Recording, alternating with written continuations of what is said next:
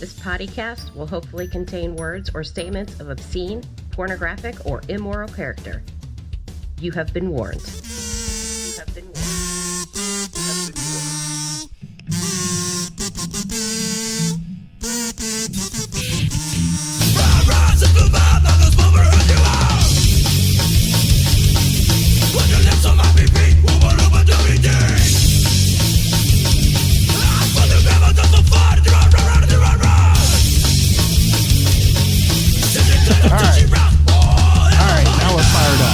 Now we are fired up. Technical difficulties, and now we're here. I'm not doing. See, it's right there. See, it fucking sucks. So what you need to do is you need to practice it, get a good one, and record it, so then you can have your little keyboard set up where you push a button and it just happens. Yeah, and I have like our drum roll fail. Like I have shit, and I've like programmed it to like their sequencer, but I don't know how to get the sequencer to talk to the keyboard. Yeah. We need to, maybe you can help me to figure out how to get my pedal doing what I want it to do so I can utilize it in the podcast. Cause like I said, I've tried to figure this out over the years and I don't know, it's like never worked. I don't know why.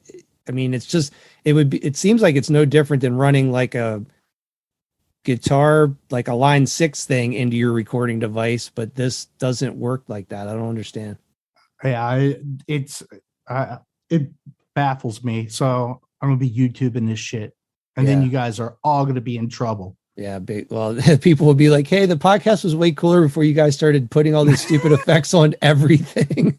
Like once we figure these pedals out, it'll be like 4 episodes of just like nonsense. Be like, why was there only like 8 people listening to this episode? It's because our fucking sound effect heavy. Yeah. So what was I gonna? Shit, I'm totally blacked out on what I was gonna say about sound effects. Oh, so I had this idea, and I was gonna sneak it up on you, but until I figure out how to make the fucking keyboard work, it's pointless. Yeah. But some of the podcasts I listen to have background music, and I was gonna make up this jazzy jug band stuff for us. Yeah. So it'd be like a boo, boo, boo, boo. Damn. It'd be fucking badass. Yeah, I mean, do it. You make it, I'll listen to it. So yeah, anyway, like I was saying before, today would have been Gabe's 48th birthday. That is so crazy.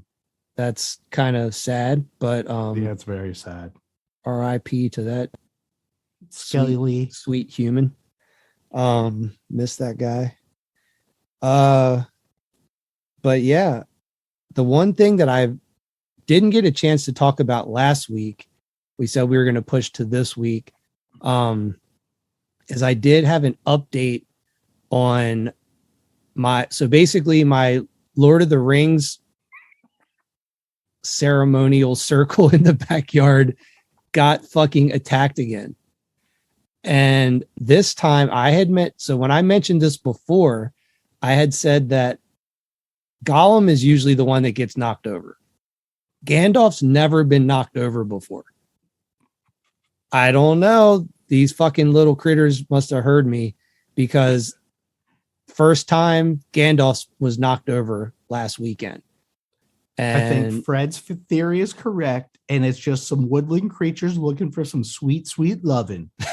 I think Fred might be right. So perfect transition into big news for the week is we hinted about this last week, and today it's official. Our website is live and on the interwebs, and you can visit. Now you can stop commenting and bitching on Podbean and use fucking other sites so Jonathan can hear it too. Yeah, exactly. So Justin. So the site right now, it's basically just a pretty basic blog site, but it's pretty much all we need right now. It'll probably evolve over time as we need new features and stuff, but the website is pottymouthrecords.rocks, and that is ROCKS. not .com, not .net. It is .rocks. Which is badass. Yeah, which is badass because we do rock. And yeah, so check it out. There's I went back and put all the sort of like episode compendiums together for all the previous episodes, so you can scroll back through and look at some of the stuff we were talking about. So that'll become a new weekly thing. Like every new episode the site will get updated with this stuff. And then there's links to all of our other sort of presence on the internet with like our Bandcamp and YouTube and all that crap. And then tying into the Attack of the Lord of the Rings statues. So we also on the website have a donation page set up.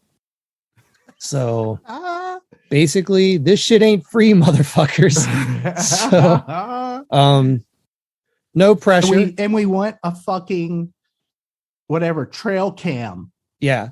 So we want a Wi-Fi trail cam that we can all watch the demise of Gollum and Gandalf. Exactly. So the goal is to, with the donation page, if you like what we're doing and you want us to keep this going, if you have the means to donate to the podcast, that would be amazing. Like I said, it's not free to run all the hosting and all that crap for the podcast. So any bit of money can help us to kind of offset those costs out of pocket. And yeah.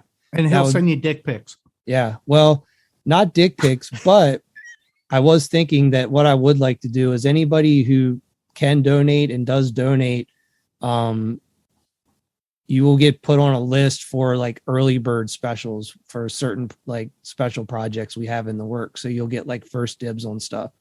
But then also part of the donations is like Curtis was saying, I want to get a webcam trail cam for my backyard.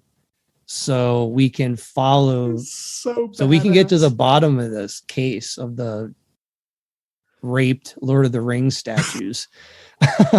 Because then you know what is, then we could send it to other locations where Gandalf and Gollum are being raped and investigate that as well. Yeah. Once we come down to what happened to yours. I'm not sure it's a full-blown rape. They just might be street fights, but we can prove this with the trail cam. Fred's theory of their getting humped could be accurate. So with your help, we can get to the bottom of this. So donate to the podcast, and your donation will help with web bills and will also help in getting to the bottom of what's happening to the statues in my yard. So yeah, if you have any interest in where the helping, fuck is Jerry Lee? What is it? Oh, Jerry Lewis when you need him. Yeah, right. Exactly. That's what we need. So anyway, pottymouthrecords.rocks. Check it out. You can comment on there. Soon. Yeah. The other big thing, we have new merch in the works, and we have a lot of ideas, I think, of things that we're going to be doing over the next few months. But the shirt that we talked about a lot of the stuff we've talked about is cool. We're just going to do some reissues and stuff, but the shirt we talked about last night, I don't even want to talk about yet, but I'm really fucking excited about it because I'm like, as soon as you sent me that, I'm like, I want to wear this right fucking now. Fuck yes. I know. I saw the image. I'm like, oh, that's us. Yeah. Well, I saw the movie and it like stuck with me. I'm like, oh, we need that. Yeah, totally. I mean, I'm not opposed to like wearing stuff of my own stuff, but this, I don't normally do that, but this is one that I'm like, I fucking want that shirt. Like, I don't even care that has to do with something I'm doing. Like, I'm going to fucking wear that because that's a shirt if you wear out, and anybody who knows that is going to stop and like comment to you about that shirt. Fuck yes. Yeah. Like that you've made an immediate friend on the street if they know what that shirt is, because they're like, oh, you're fucking cool. Like, what is that shirt? So yeah. Yeah. And anybody, so that's fucking sick. We'll have to get humping on that one. Well, you do. That's all you. You got to make that shit. Woohoo. So what else do we have going on? I have my little list. Oh yeah. So I don't know if you noticed on the website, maybe you did and you just didn't comment yet, but so in one of the previous, a couple of the previous episodes, we were talking about a lot of the lawn dart artwork. I think we referenced that in the one episode towards the beginning, and then the episode that was about sort of like your graphic design career sort of episode. But I posted those pictures up, and the lawn dart demo art has so many things that I forgot about. So the first thing is back to the like fake band member names episode. There was a ton that we forgot about that's in that demo. So really? Yeah. So you were Geek Wiener Boy. Fuck. So that's one that we completely forgot about. Dave Dart was Silly Lip. Yeah, that one I think we did hit. Did we hit Silly Lip? I'm pretty certain. Heath was Powdered Toast Boy. Yes. I'm not sure if we mentioned that one or not. Matt was Peter Burns. I don't remember that one. That's fucking awesome. And we knew Gabe's because we had talked about that, Skelly Lee. But yeah, I totally forgot about Geek Wiener Boy, that you were Geek Wiener Boy. Fuck, I didn't remember that. That's awesome. I saw it on the donations page. I'm like, I must have went by that because you haven't typed it. Yeah, well, I wasn't sure if you even noticed that on there. So I was like hoping you actually didn't bring it up till I mentioned it. So that's cool. Yeah. So, and then there was something else about that too. Oh, and then so I was able to confirm that I mean, we sort of already knew this, that there was two versions of the Clevenger artwork, but I found both of them. And the one, I posted both the pictures, and the one is actually missing a panel. So I don't know, something in how I got those from you or wherever I got those from, it had to have been from you, but it's like whatever panel was on the fold, like when you folded it, the one panel from the original artwork is actually missing. So it must have just been taped on and that fell off. So I'd actually have to look at my actual real copy of the demo to see what is actually missing from there. I'm guessing it's probably like a photograph because it looks like it's about the size maybe of like a 3x5 or 4x6 photograph. I'm going to look at it. And apparently it didn't completely kill my internet this time because I cannot believe this shit. All right, we've got 2 pictures of the shirt, which is badass. No, loading. Yeah.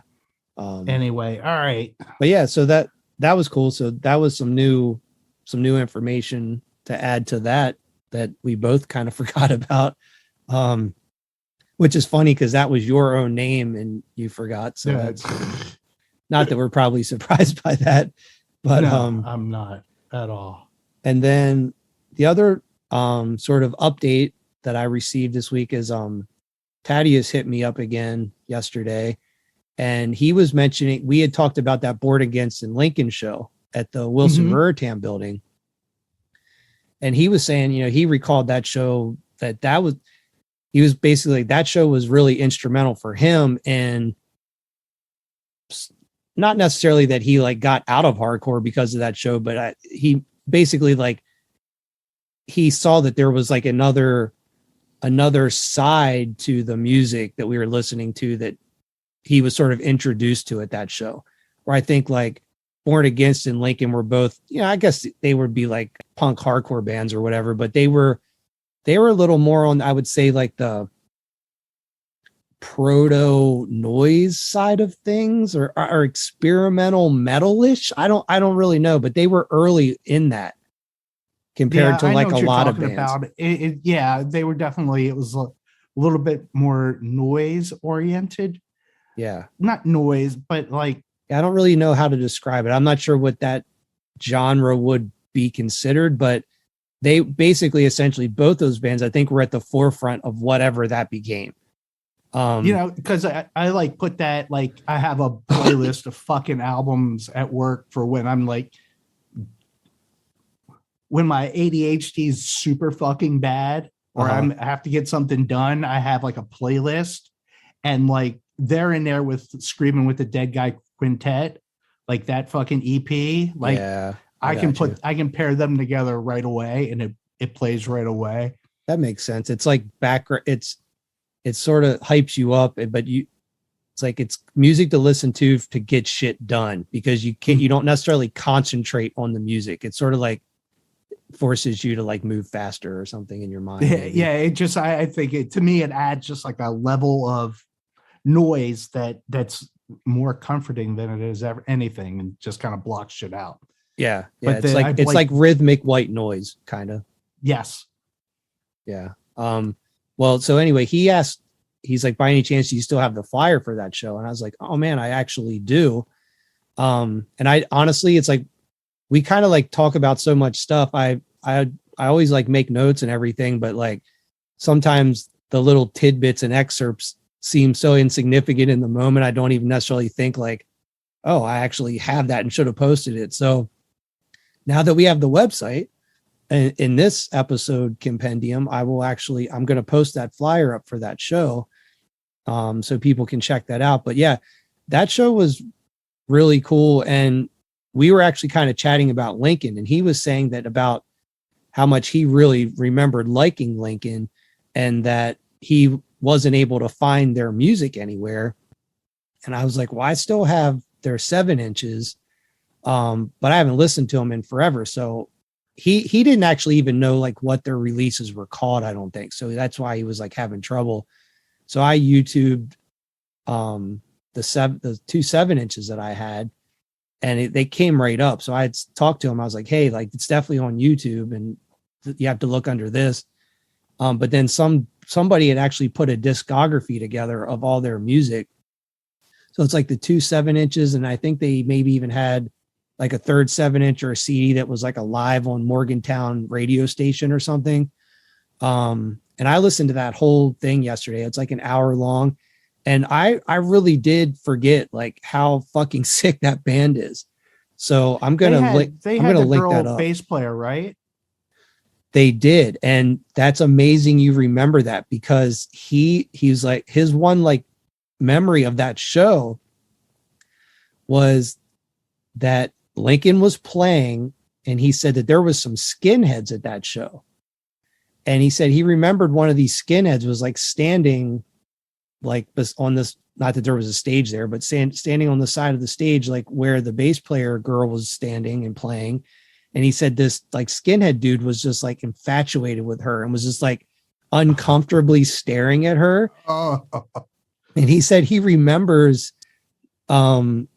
like seeing that going down. Like he remembers like watching this dude being like, this fucking creep, like checking this girl out. Like how fucking weird is that?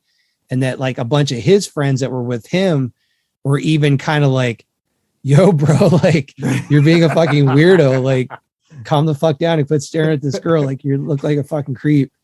So yeah, so that's funny. You remembered that they had a girl bass player and that like there was some dude creeping on her. Well, I always love the fact I just not girl power, but I don't know. I was always into if you could have whoever fill the spot, and it just always seemed like I don't know why it was always guys that had to do fucking everything. I just seemed so weird. But I don't know whether I had a sister and I wanted her included in the shit I did. Right. But it was cool to see girls do stuff because it is a male dominated type ordeal. Well, not as much now as it was before, but I mean, girls in bands were few and far between. Yeah, I think like now it's just such commonplace. It's almost like maybe you don't even like think about it as much, but definitely when we were coming up, I don't want it to sound this way, but like, cause I never thought of it like this, but like, it was like, maybe like back then it was more of a novelty. Like I said, I never saw it like that personally. Cause I thought of it like you, like, this is cool. Like I was the same way as like girls should be like more involved in music. That would be cool. But so when you did see a band with a girl, I think you were like, this is fucking rad. Like that. And they kicked ass. Yeah. They kicked ass. And it was like, it wasn't like a fucking novelty. It was like, no, she kicked ass. It was, yeah, she was there for a reason. It wasn't because they needed a girl so they could get more shows. Yeah, exactly. Cause like, I would say maybe like now it's maybe more of, it's a novelty to be like an all anything band. Like I see like all female, like, and I've not that I've done extensive research on this or anything, but it does seem like if you have a band that's like all girls now, they will maybe be more successful than a band that's 3 girls and 1 guy. Yeah. I could see that. But I don't know. Bikini Kill had the guy, and they were really successful. I think you're right, though. I mean, and we all know my love for the Lunatic, so yeah, well, yeah, me too. And yeah, definitely. So I think just the point is that like when we were sort of coming up, it was way more rare to see a female in a band. So when you did, and she kicked ass, it was fucking rad. You're like, yeah, absolutely. Yeah, they weren't.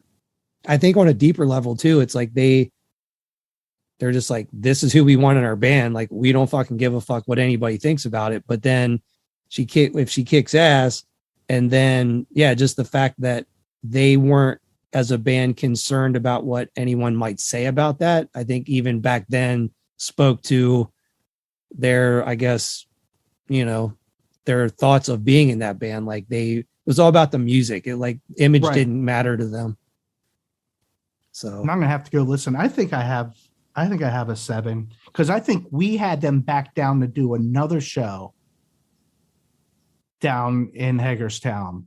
Like, because I kind of remember us talking to them, Phil and I talking to him for another show. Yeah. And I can't remember. It would have been another Rortan show. Call me out, Gene. See if I'm right. But I thought there was a second show that Lincoln played at the Rortan as well. What's funny too, like just thinking about just like girls in bands from like back in the day, from like a punk and hardcore standpoint, it was very few and far between. Like I'm struggling right now to even think, and the only band that comes to mind is Nausea. Yes, and she comes back and does a cover with maybe In Cold Blood. They do Cyber God. Oh, nice. And it's fucking awesome because I can't find the Nausea stuff. I have the CD somewhere hidden in the garage. But besides it, but I like online, at least iTunes, like that's the only thing I could find, which I thought was bizarre as shit. But she sings on it, which is awesome. Yeah. So I think, and yeah, I mean, dude, that shit was great. How about do you remember the Donuts? That's a really good call. Yeah, I was thinking about them yesterday, which is bizarre shit, and I don't know what triggered it. But I was in the car, and it was just like all of a sudden I was like, because Gavin and I were talking about like weird hardcore, not weird hardcore, but like the old hardcore bands, like was it Vegan Reich? Oh God, yeah, I remember those guys and shit like that. And for some reason, that triggered the Donuts, which I think they were Swedish all girl hardcore. Yeah, somewhere in Europe. Yeah, they're definitely European. Yeah, I never liked that band. I never really got into them. I've tried multiple times, but they just never really clicked for me. The recording, if I'm wrong, or if I'm right, both the recordings were fucking horrible. Like just mixed and produced. Like it was a hard listen. Just for the music. I mean, you had like I liked them, but it like if you were gonna make a mixtape, you couldn't use that without fucking around with all your settings to bring shit and levels up because it was so bad. It was like flat. There was no like brightness in the recording. It was just they were horrible. I'm trying to think of and the equivalent of bad recording in my head. I can't think of another one, but it's just yeah, it's a horrible recording. Yeah, I'll have to revisit that because I just remembered I don't have any kind of recollection of being bummed on the recording or anything. I just remember not really just liking the music, but I'll have to give it another listen. Maybe my tastes have changed so much over the years. Maybe I feel a little differently about it now, but yeah, I don't know. It's kind of weird that now things have gotten so much better with, and I wouldn't even say that it wasn't that it was ever accepted, but maybe because I think maybe in punk and hardcore and heavy metal, like females in bands probably was way more accepted than in any other genres of music at the time, possibly, but or maybe not. I don't know. Like you think of like the Cramps. Yeah. They had Poison Ivy, right? That was her name. Yeah, Poison Ivy. And I think they had a girl bass player for a while. And then who's my favorite? The Slits. Yeah, the Slits, definitely. That was all girl one. And like X-Ray Specs. I just saw something with her in it. Or it must have been a post on Instagram or something. Gotcha. Yeah, I don't know. I guess the only point I'm trying to make is that things were different then, and like now, I guess it's just way more accepted. It's not even a thing when you see like females in like band, like fronting heavy metal bands. It's like things are so accepted and like cool now that it's actually the point where you can be picky about liking female fronted bands, whereas before it's like this girl's sick, like singing in this metal band, but it's like she's the only one, so I kind of like them no matter what. But now it's like you can be like, oh, that band kind of sucks, even though it's like a girl singing and they're kind of rad, but like you can be like way more picky. So it's like kind of cool. I think in that respect things have definitely improved, that it's just cool to it's just not as many boundaries. Throw one more out and then I'm done throwing out girl bands, because I had a little thing for them. We forgot the Runaways. Okay. Which brings us Joan Jett and Lita Ford, and exactly. I'm trying to forget I'm forgetting who the other, blanking on them, but it's okay. Yeah, I'm probably like way out of my league even talking about like this topic, because we're gonna miss so many people. Are gonna be like, what about this fucking band? I'm like, oh yeah, like see, I didn't even think Black about Flag. Black Kira. Flag. Yeah, Kira. So yeah, maybe we don't fucking know what we're talking about at all. Yeah.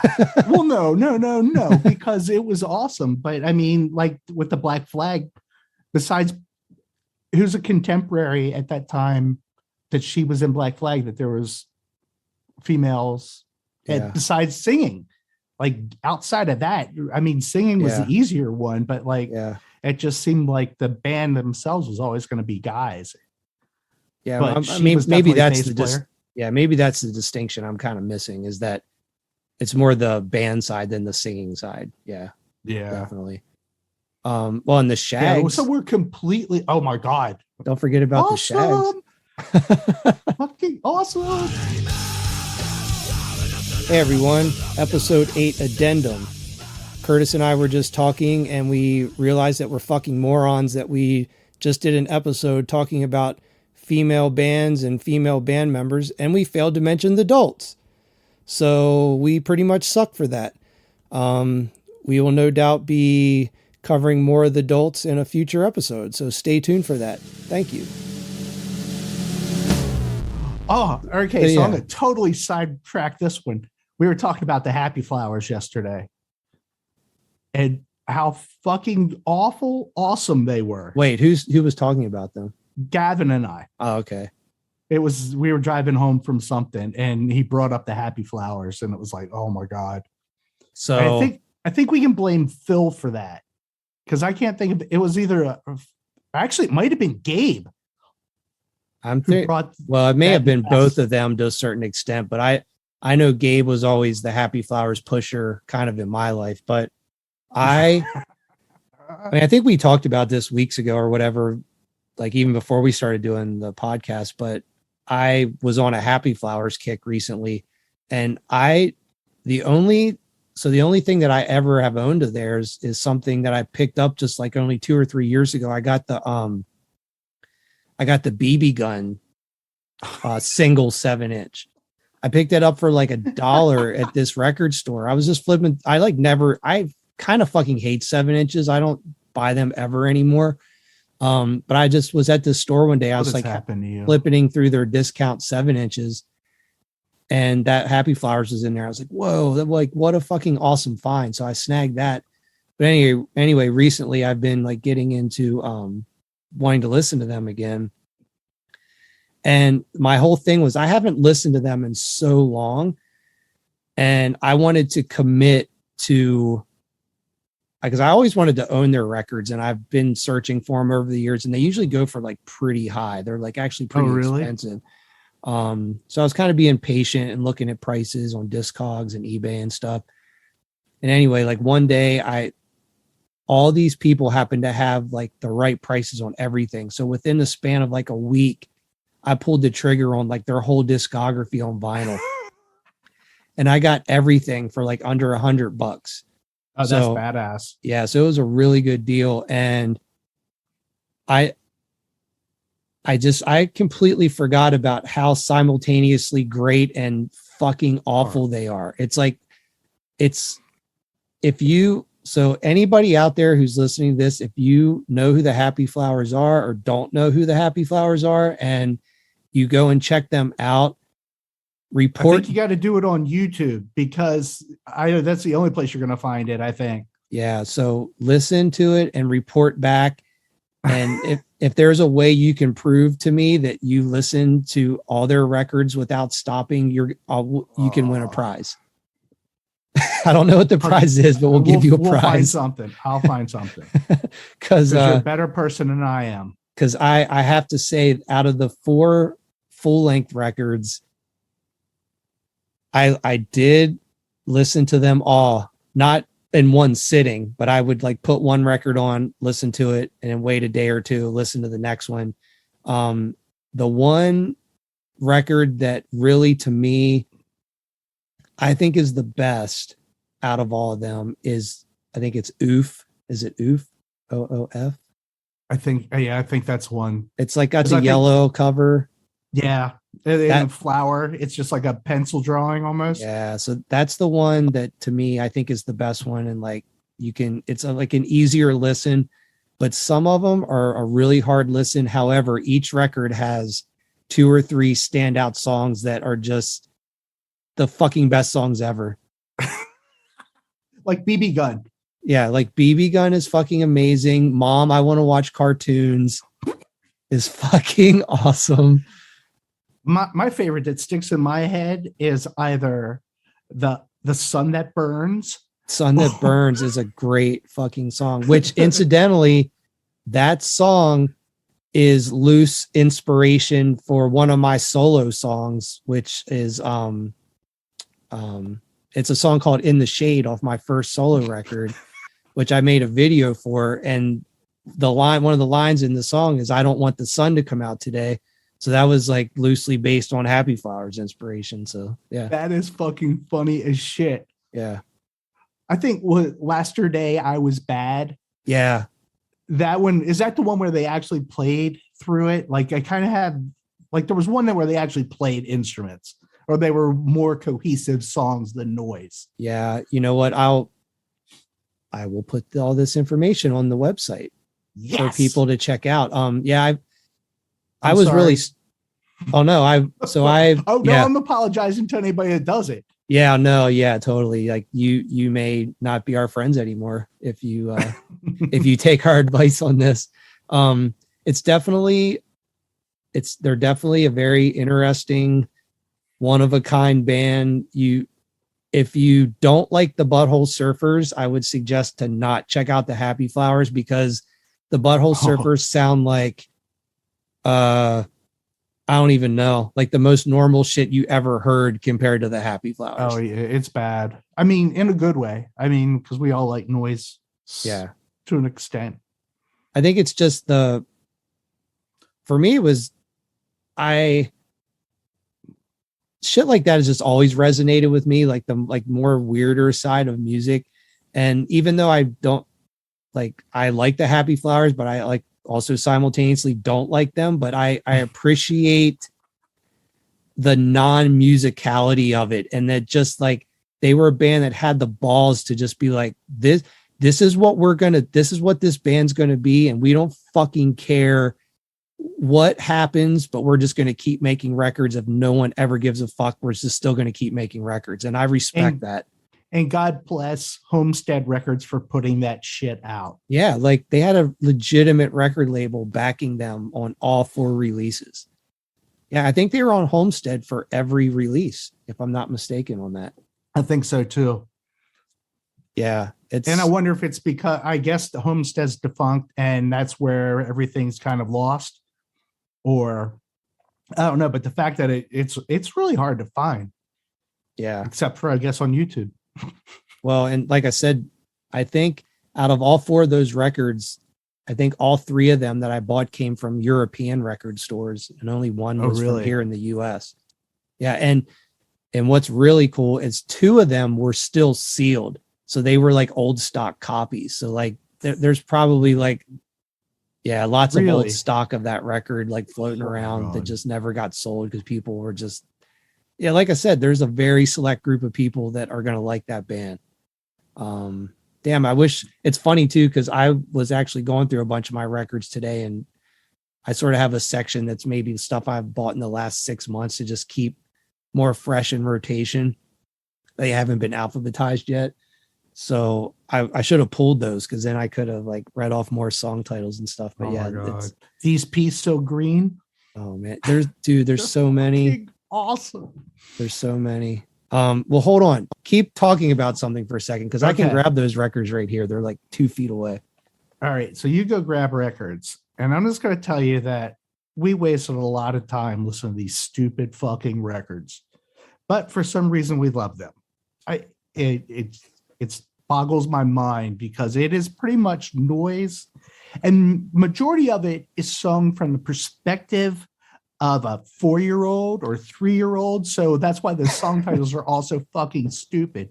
Yeah. But So there's a Crayon song too, right?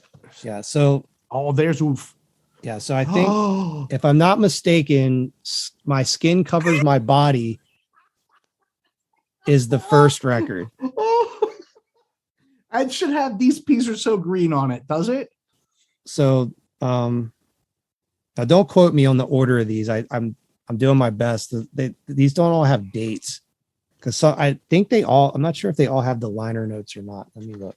No. Oh my God. So My Skin Covers My Body has The Sun That Burns, which we discussed. Yes. It has Mom, I Gave the Cat Some Acid. I Wet the Bed Again. Let me see. I'm looking. Okay, Fucking magical. so that's pretty much all the hits off of that one. Then I think the second one is Oof, which is great. That is Oof, fucking. We need to make shirts. What would they be? Well, they'd have that fucking graphic on the front of it. Oh yeah. I mean, their artwork is just, I don't know. I'm so glad you brought these guys up because I've just been on a kick with these guys lately. And I just think that if nothing else, these guys succeeded at being one of the most original bands in the entire world. I think no one could deny that, at least. Like, Yeah, what can you think of that sounds like these guys? Like, I can't fucking think of anything. And I for don't good know. reason. And like Bill Swope and I had this contest, the drummer from the left, Uh-huh. when we worked together. We had the worst bands in the world contest, Mm-hmm. and he broke out the Shags, which the Shags are probably on par with that somewhat. Yeah, I think there's just there's a difference in aesthetic between those two bands because I think the Shags were being fed through their father that they were actually good. Whereas I think Happy Flowers, they fucking had complete knowledge of like the garbage they were creating and they loved it. But so But I beat them with, there was a band out in New York called Psychodrama. I remember you talking about that band before. It was on the You'll Hate This Album or something. Uh-huh. And they had like 2 songs on it, and they were in their own class. Gotcha. Well, of horribleness. I'm sorry. I'm just really excited that we sidetracked in a Happy Flowers direction because that's the last thing I expected, and I'm really hyped right now.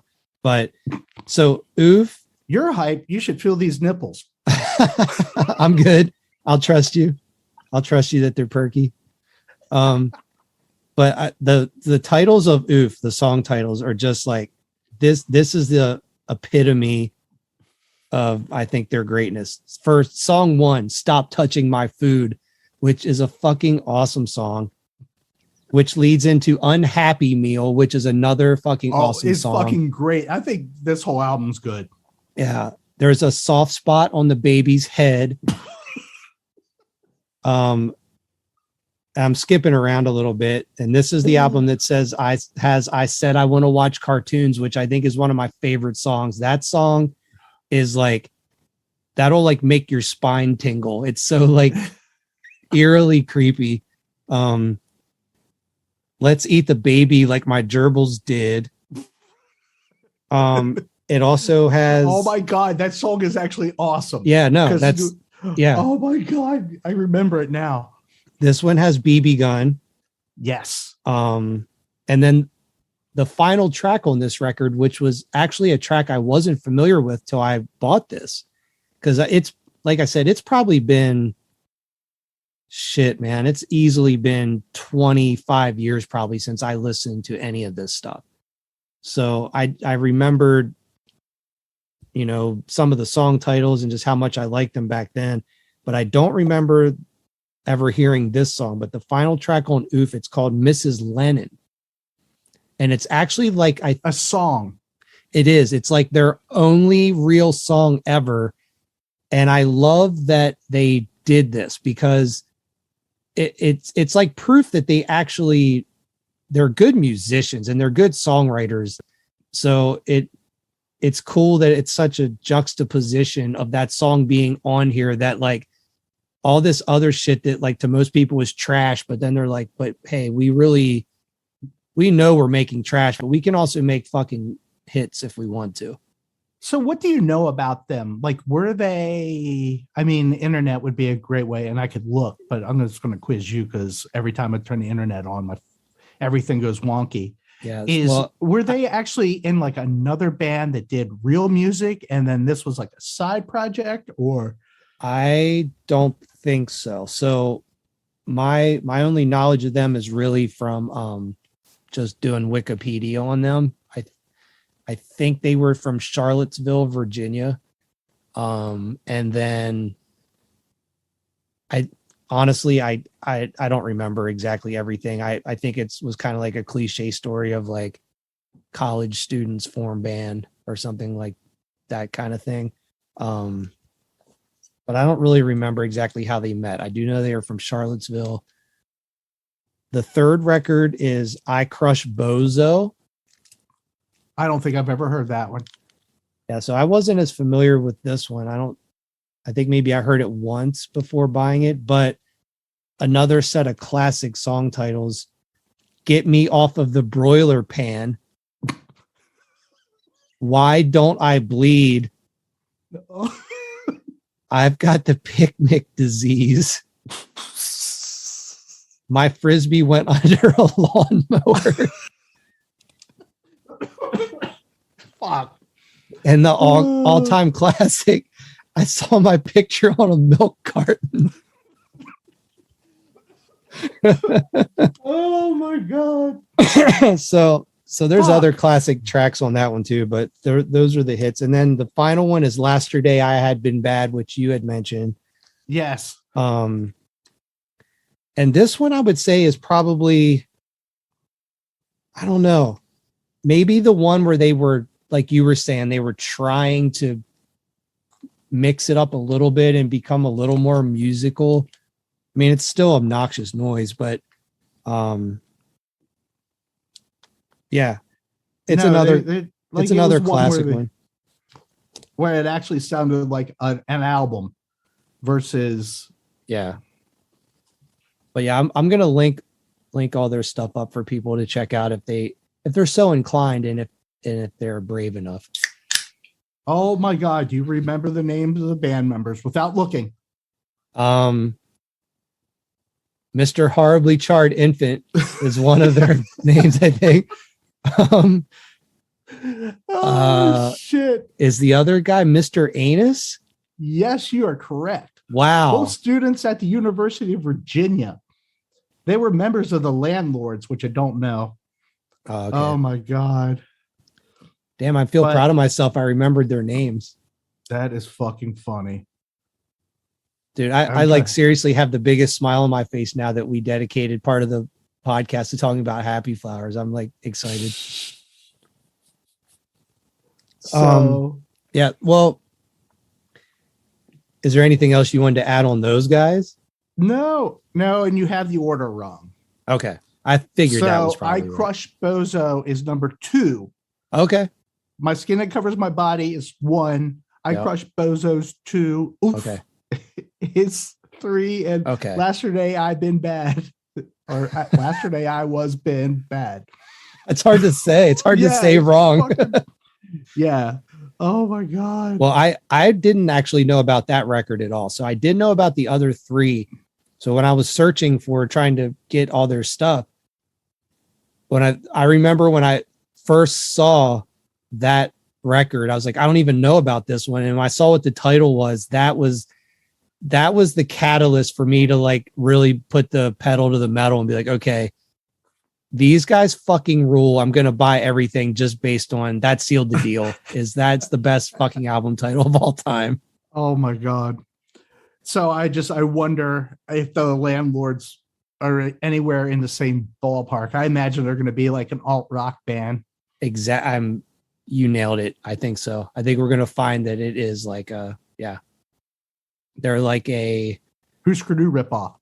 I was going to say they're like a more punk Sonic Youth, but yeah, Husker Du is probably like even better of a, I think you nailed it. That'll be one thing I'll check as soon as we're done today. I want to figure that out. Well, cool. Well, that's amazing. That was fun talking about those guys. One thing I did want to mention, and this is completely non-music related, but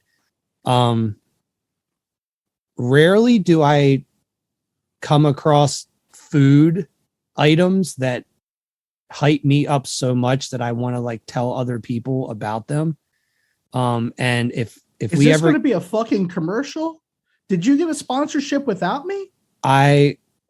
If we can, what the fuck?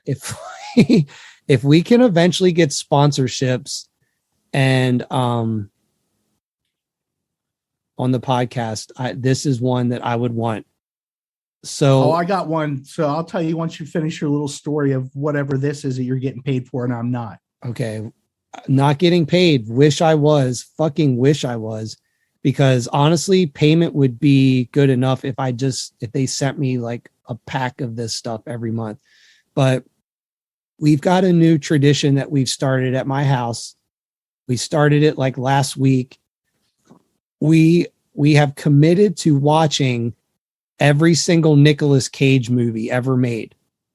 Oh my God. And anyone who knows anything about Nicolas Cage is he had some financial troubles over the last decade or so. He had some, I don't even know the exact details of it, maybe some tax evasion shit or like wasn't paying enough taxes, but he owed like a shitload of money to the IRS apparently. And he was just like pumping out these like straight to DVD movies like over the last 10 or 15 years to like pay this debt off. And we did some research one night last week. And I think at this point, he has like something like 120 some movies. Shut the fuck up. Really? Yeah. Holy so Christ. Trisha's like, let's fucking watch every Nicolas Cage movie ever made. And I'm like, let's fucking do it. I'm down. Like, I'm not fucking scared. I was like, you realize that like 60% of these movies are going to be fucking horrible. And she's like, I don't fucking care. Let's fucking do it. I'm like, I'm fucking down. Let's fucking do it. So we actually made a list of all the ones that we have seen before. So I think we're close to 20 starting out of the gate, like of movies that we have seen. Okay. So we watched, so we had taco night last night and we watched one of his movies called Next. And it's definitely like straight to DVD style movie. And we were reading the description of it and I'm just like, what the fuck are we doing? Like, this is a horrible idea. Like, we're never going to get through all this shit. And the movie was actually pretty fucking good. I was honestly shocked. It's definitely like kind of low budget. Like you can just tell, right. But the premise of the movie is that he is a magician in Las Vegas who actually was born with this power where he can see 2 minutes into the future. And Julianne Moore, who is like this FBI agent or something, she knows about him having this power, and she's hunting him down to use his power to thwart a nuclear attack on the United States. So the premise is fucking outrageous. Yeah. And but that's not even the point of the story. The point of the story is that for taco night, we picked up Ragin' Cajun jalapeno relish. And Right.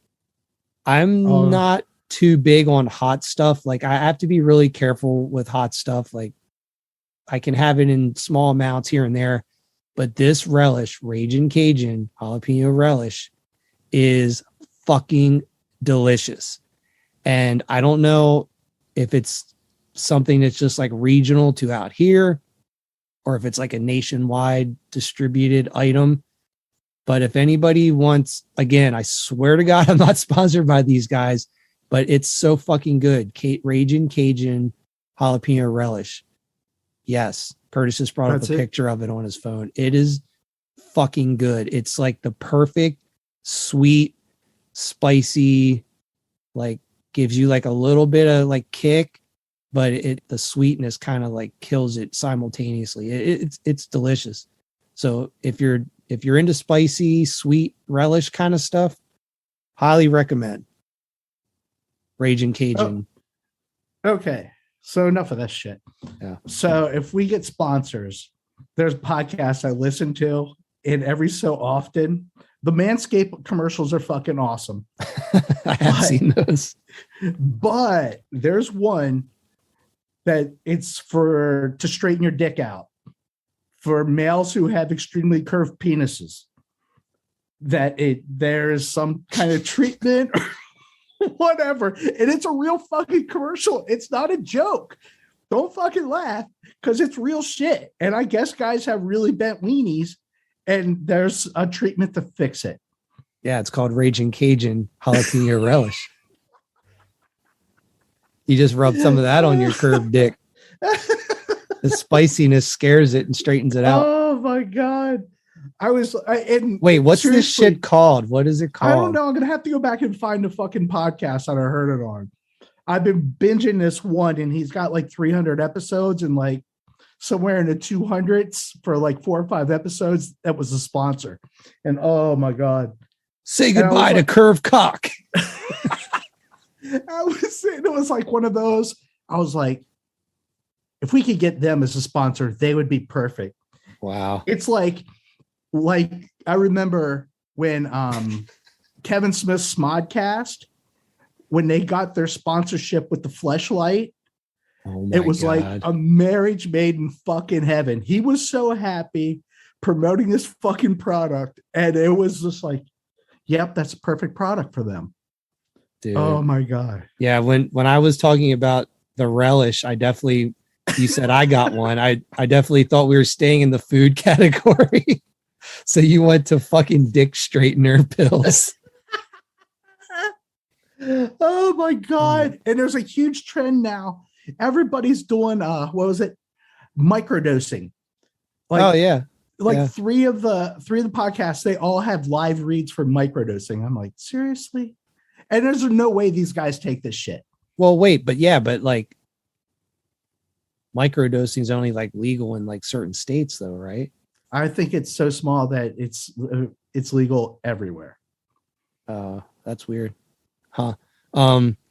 So yeah, well, I was thinking more we'd be in the line of like Preparation H or like Scrubbing Bubbles. That would be fucking awesome. or like the fucking blue disc you drop in your fucking tank. Yeah, we actually need like a potty related sponsor. That would be fucking that would awesome. be.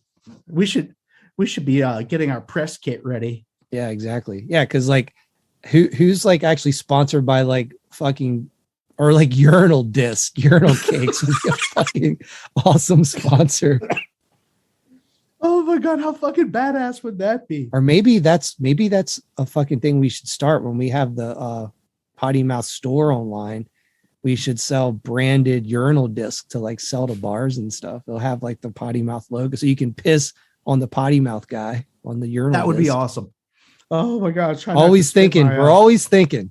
You know, you got to go next level. Pow. All right. Well, okay.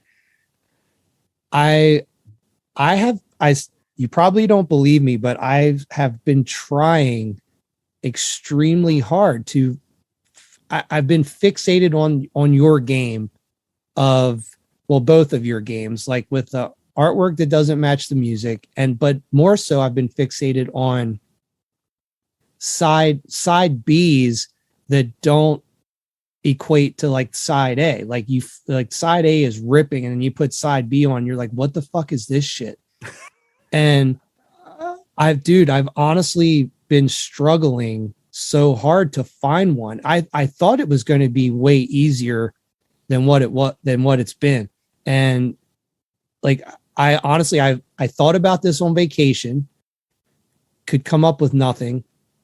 And I've been back for like almost 2 weeks now. And I went through all my records. Like I've flipped through my records, like trying to find something. And I'm just like, okay, I know that my record collection is like pretty badass, but like, there's gotta be something in there like that. And like, honestly, I came across nothing yet. So now I'm starting to go through my CDs to find something.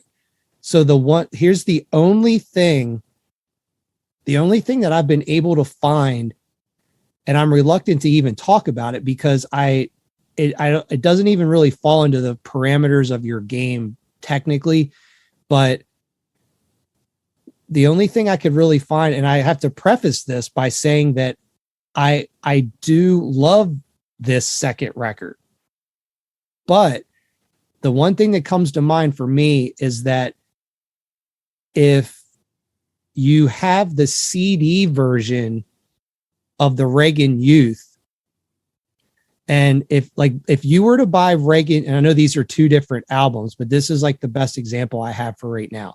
If you buy Reagan Youth Volume 1 and you like really love that, and then you go and buy Reagan Youth Volume 2, you might be bummed.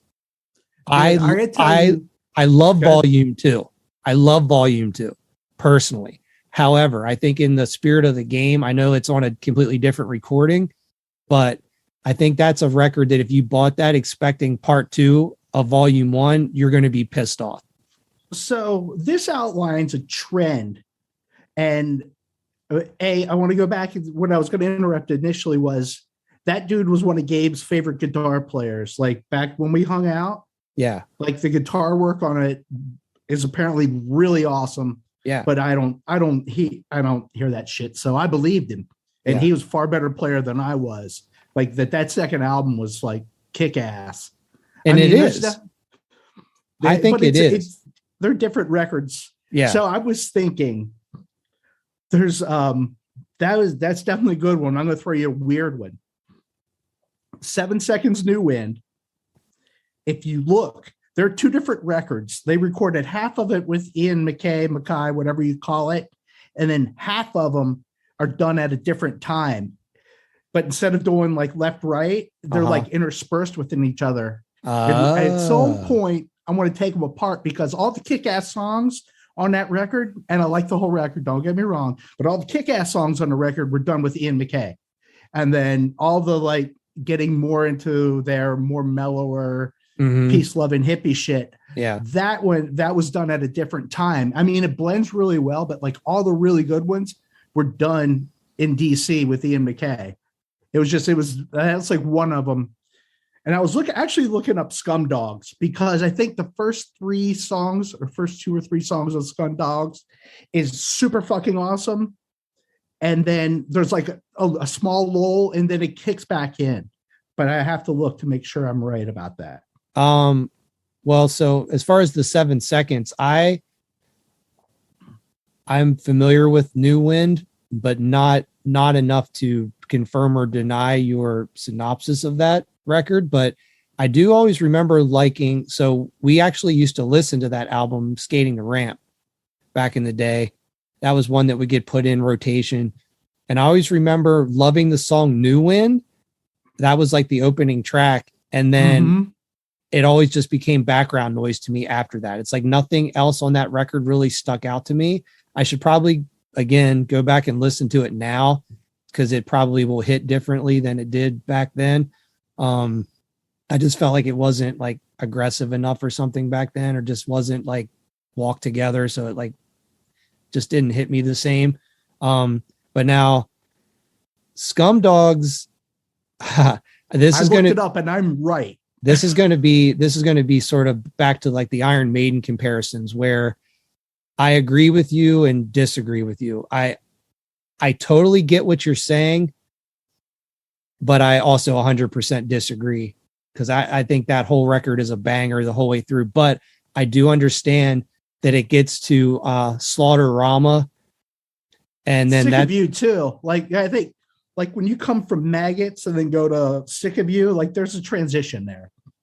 Wow. See, you're even calling it sooner than I would call it. I would say that Slaughterama would be sort of when it like kind of hits like a lull. And I like that song, but like I'm just trying to devil's advocate your opinion is that I could see that being where it's sort of fading and then picking back up like a song or two later.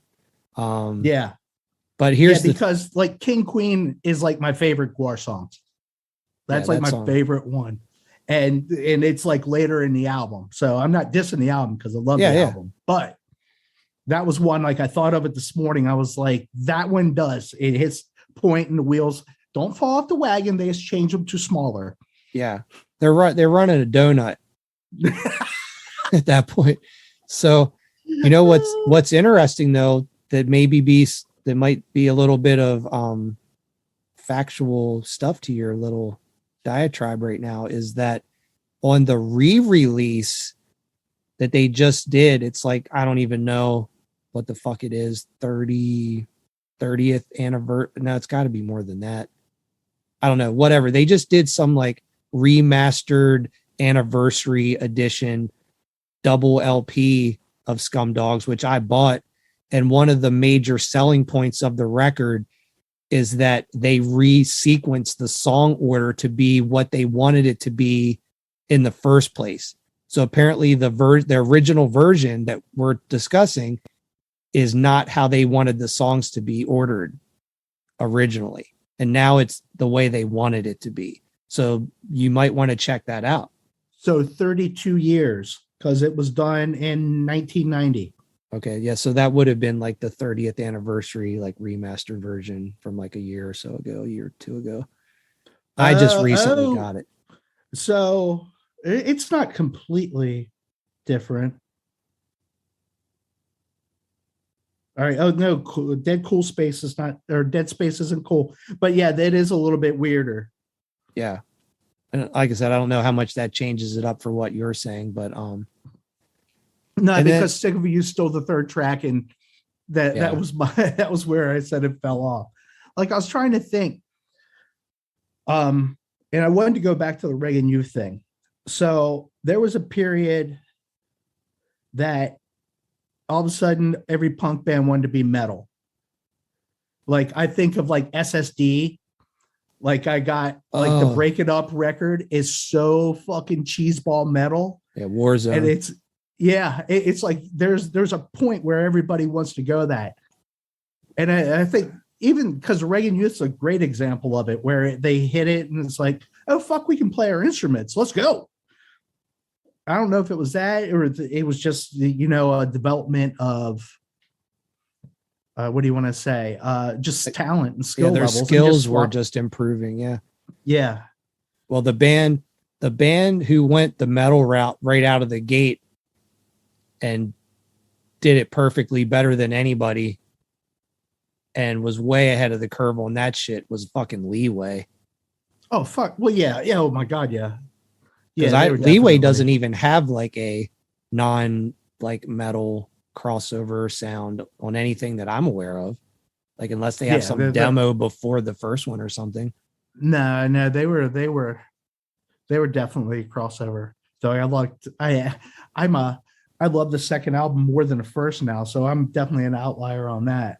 I tend to agree with that. I think I love them both equally, I would say, but I'd say I think maybe I just burned the first one out so much that I think that's where I was at. But I always did really like the second one. But yeah, that Warzone record with the bullet hole, that thing is so bad. Like, I hate to even like shit on Warzone, but man, that record's so fucking terrible. And then Slapshot did it too with that fucking shithead, the Blast Furnace. The Warzone and the Blast Furnace were about the same time period. Like, there was just like this spot where everybody tried to go, I guess commercial, for lack of a better term. Yeah, it is weird. I think, for maybe I'm wrong on this, I'm just speculating, but I think in the case of Warzone, that was definitely I feel like that was if you did research on that, I bet you it was some type of label move, or someone was talking in their ear or something, because those dudes were already talented before that. Like, the band on like the full length and stuff, like the Open Your Eyes, and the one, I guess it's just a self-titled, or Don't Forget the Struggle. I mean, like, those dudes were good lead players, and they already kind of had that metal edge, but it hadn't like evolved into just like what that third record was. Yeah. But so other thing, like Agnostic Front, they did it awesome. They were another band, I think, that they seamlessly went the metal route. Like, cause it's like the Victim in Pain, then Calls for Alarm. You started to feel it a little bit. And then like Liberty and Justice was just like, they're a fucking metal band at that point. And then fucking One Voice was just like when it went full, like, we're a metal band basically. But in a good way. Like, we're a hardcore metal band now. Yeah. Like, there's a fucking, I love Justice. I didn't like it initially because I was such a fan of Cause for Alarm that when he came out was doing his wow, I was like, what the fuck is this? I think I remember Gene loving it, and I was like, I don't know. Well, and Justice for All was wait, is that what that record's called? Am I thinking of Metallica? No, well, they beat Metallica to the punch, but I don't. Yeah, they're close. Yeah, I forget the exact title of that Agnostic Front one, but anyway, that was I'm pretty certain that was my first introduction to them, because they had a video on Headbangers Ball for the Anthem. And I think Anthem was like the first Agnostic Front song I ever heard, because that video is them playing live at CBGB's. And I just remember being like, what the fuck is this? Like, this band is fucking sick. This is awesome. Yeah, dude. And it's awesome because we're better to fucking film that at. Yeah, definitely. Liberty and Justice 4. Oh, yeah. Thank you. I knew there was like something missing, like the word was cut off or something. Yeah. Yeah, that's and now cool. Every time I hear the fucking Pledge of Allegiance, that fucking drums start in my head halfway through.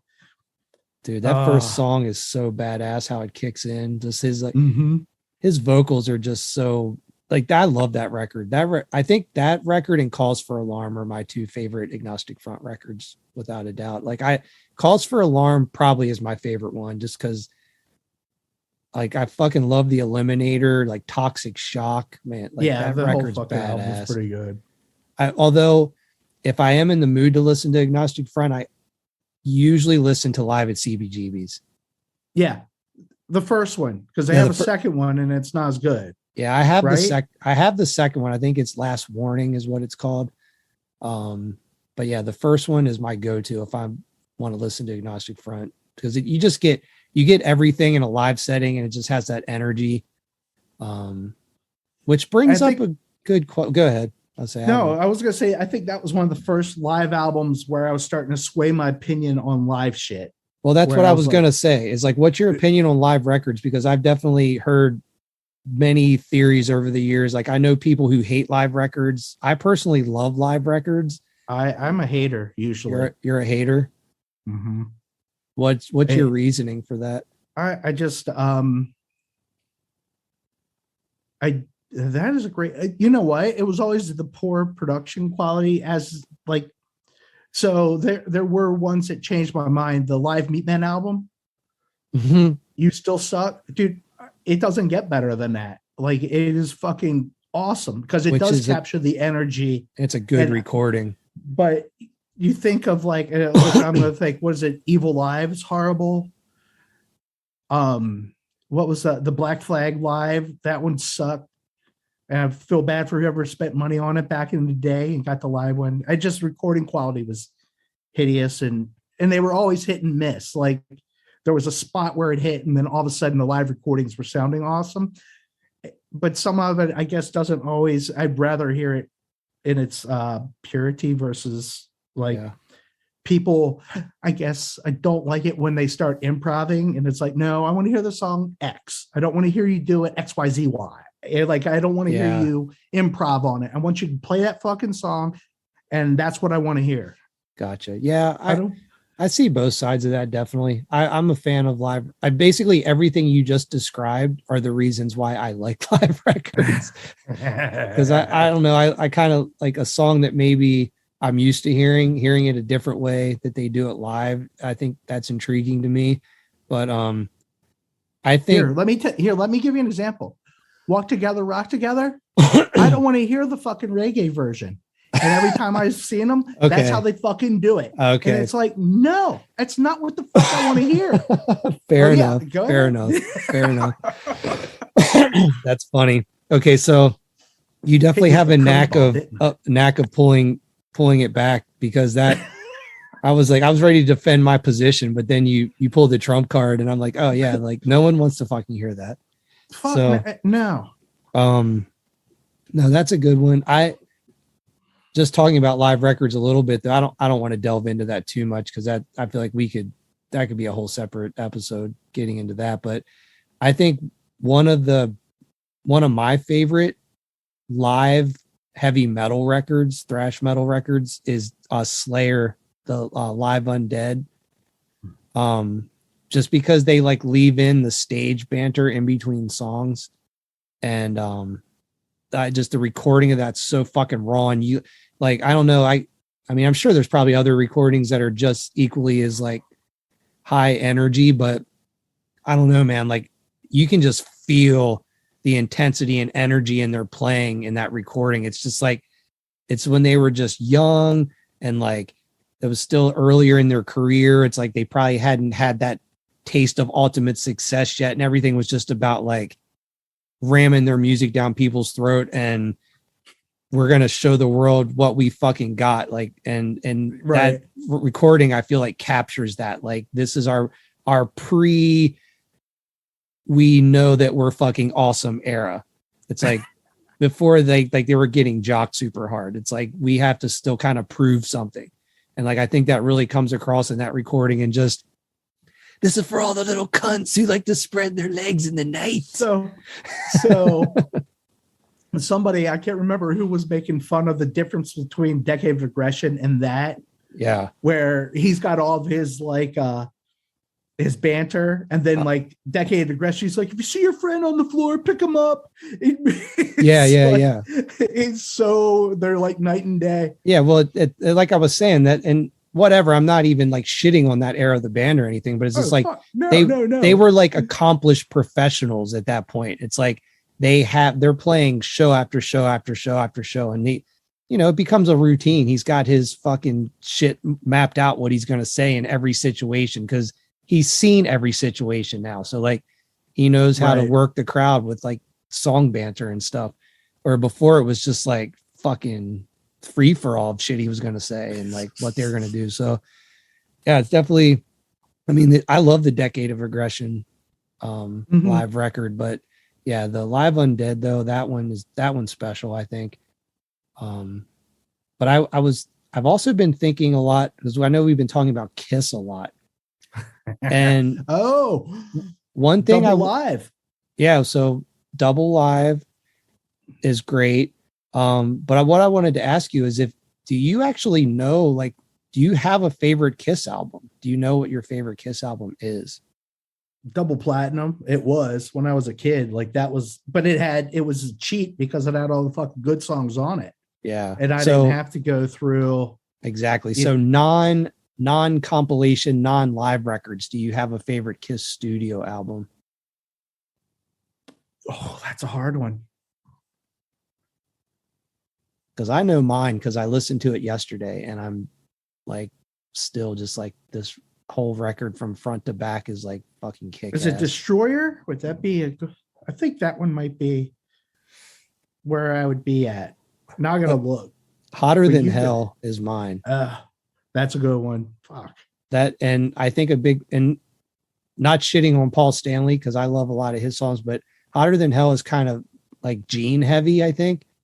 And just based on the first 3 opening tracks of Hotter Than Hell, or it's just fucking banger after banger. It's got Parasite, Going Blind. No, I'm sticking with fucking sticking with Destroyer. Yeah, that was the first one that came to mind because it has God of Thunder, Detroit Rock City. It has Shout It. That's one of my favorite ones, but it has Beth, and it also has the Do You Love Me, which was awesomely covered by Nirvana on some comp that you can't find anymore because they didn't have the rights to it. Gotcha. Well, that's cool. Yeah, I don't know. So my whole reason for even bringing that up is I was thinking that maybe Kiss would be a good go-to for side A ruling and side B sucking, but I was like, oh no, like I honestly, out of all the Kiss records I have, that didn't even pan out for me. So yeah. Okay. So they have a lot more good songs than I remember. Cause I'm looking at like the Kiss album and there's I must have had this when I listened to it a shit ton because I know all of them. Yeah. So I might have to go back to the Kiss album. Might have to scratch Destroyer and go with Kiss. Wow. Nice. All right, cool. Well, I know I had that one as a kid too. I remember my Destroyer belt buckle though. It was badass. Yeah, so my copy of Hotter Than Hell is actually an original that we talked about this in the previous episode about Kiss stuff, Kiss toys or whatever. And then my grandmother knew that I liked Kiss, but I think I had explained that I maybe as a kid was more into the imagery than the music. And I didn't really I knew they were a band, but I don't know, whatever, just didn't see them in that way. It's more about how they look. But my grandmother used to go to Goodwill a lot because she was into doing crafts and stuff. So she would go to Goodwill to look for people would get rid of flower arrangements and fabric and stuff. So she would go there to find stuff for her crafting and painting projects. And she went to Goodwill one day and so my copy of Hotter Than Hell that I have is one that my grandmother picked up for me from Goodwill in probably the early 80s. And it actually still has anyone who used to go to Goodwill or knows this. Goodwill used to write the prices of if they would be a book or a record or something, they would actually just write on it with just a colored pencil or something. So on the front of my Hotter Than Hell record, it says 49 cents, written in a red pencil. Score. Yeah. So, which I guess awesome. 49 cents in the early 80s was not super cheap. Yeah, but it was still a deal. Yeah, definitely a deal. So I think she just was oh, this is that makeup band. So she picked it up for me. So that was really my first introduction to Kiss, actually hearing Kiss was that record. And I don't know, there's lots of stuff listening to as a kid that I loved as a kid, but might be a hard listen now. But that is something that I still think is one of their best records. And it's got Going Blind on it, which is the song the Melvins covered. Awesome. Parasite, Anthrax covered Parasite, which is a cool cover. But yeah, anyway. I'm not gonna have to fucking look that up too. So one thing Potty Mouth related that I wanted to mention is that I actually had some guitar sessions earlier this week, and I have frameworks created of about 4 new Craven Moorhead songs musically. Oh yeah. So you need to fucking get to work on some All right, fucking on lyrics. On it. So yeah, That is awesome. I Can did I my write about homework. my dog shitting. I don't care what you write about, as long as it's your classic lyrical style, your intelligently stupid lyrics. Isn't that what we called it last time? Yeah, I think so. Oh my god. Maybe that's a good song title, Intelligently Stupid. God. Well, so my idea for what to talk about today was, we kind of touched on this a little bit last time, but I wanted to talk about well, I don't even know if underappreciated is the word, because it's just like undermarketed, underpromoted, underappreciated bands we have been in that have actually done things, but would be stuff like people probably don't even know about, or we never like got to finish the band properly. And just like your thoughts on what band might be the one that sticks out to you the most, and which one do you have the most like bum out feelings on that didn't go further, or just any funny stories about said band. Oh my god. Okay. So because there's a lot of them.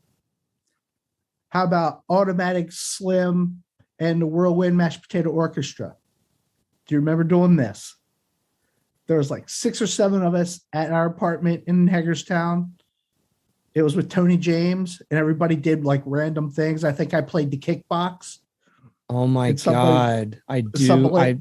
Wow. So, okay. So before we even get into that, you are always talking about how you don't remember shit. And I don't remember that at all until you just mentioned. I remember Automatic Slim and the Puppy Ripper. Yep. Is what I remember. So what was the name? Whirlwind Mashed Potato Orchestra, I believe. Damn. Yes. See, I definitely remember Automatic Slim and the Puppy Ripper, but I don't remember the Whirlwind Mashed Potato Orchestra. I wasn't a Puppy Ripper. We need to be something else. Yeah, what was the Puppy Ripper? I don't even remember that. That's Phil. No, that's what I thought. Phil was the Puppy Ripper. Okay, so okay, go ahead. Cut my legs off and call me Shorty. Like I remember we worked on like 2 or 3 songs, and it was fucking fun as shit. Yeah, dude. So who all was in that band? Phil, Tony. I assume Pal was in it. I think he played on the kitchen strainer. Yeah, I do remember someone. Yeah. And I played kickbox. What'd you do? I know you were around and involved. Spoons, maybe. I don't know. I feel like someone was probably playing spoons. Yeah. Oh my God. God damn. There's definitely no recordings of that, right? I don't think so. Damn. That'd be fucking funny. Wow. You definitely like, that's the second time today where you just pulled something out of the hat that just like blew my mind. I'm speechless on that. All right. Well, throw me one of yours. Hold on. I gotta absorb that for a second, because that you just like unlocked this portion of my brain that was completely like sealed in a vault and has now been like relaxed. It's got to breathe and like air out. It's like stale in that compartment. So that era was like I had just started drinking again. So it's a lot of it's complete fucking wash. Yeah, so that's definitely like the Baltimore Street apartment. Yeah, like that when I had this brilliant idea that it was better to drink liquor than it was beer.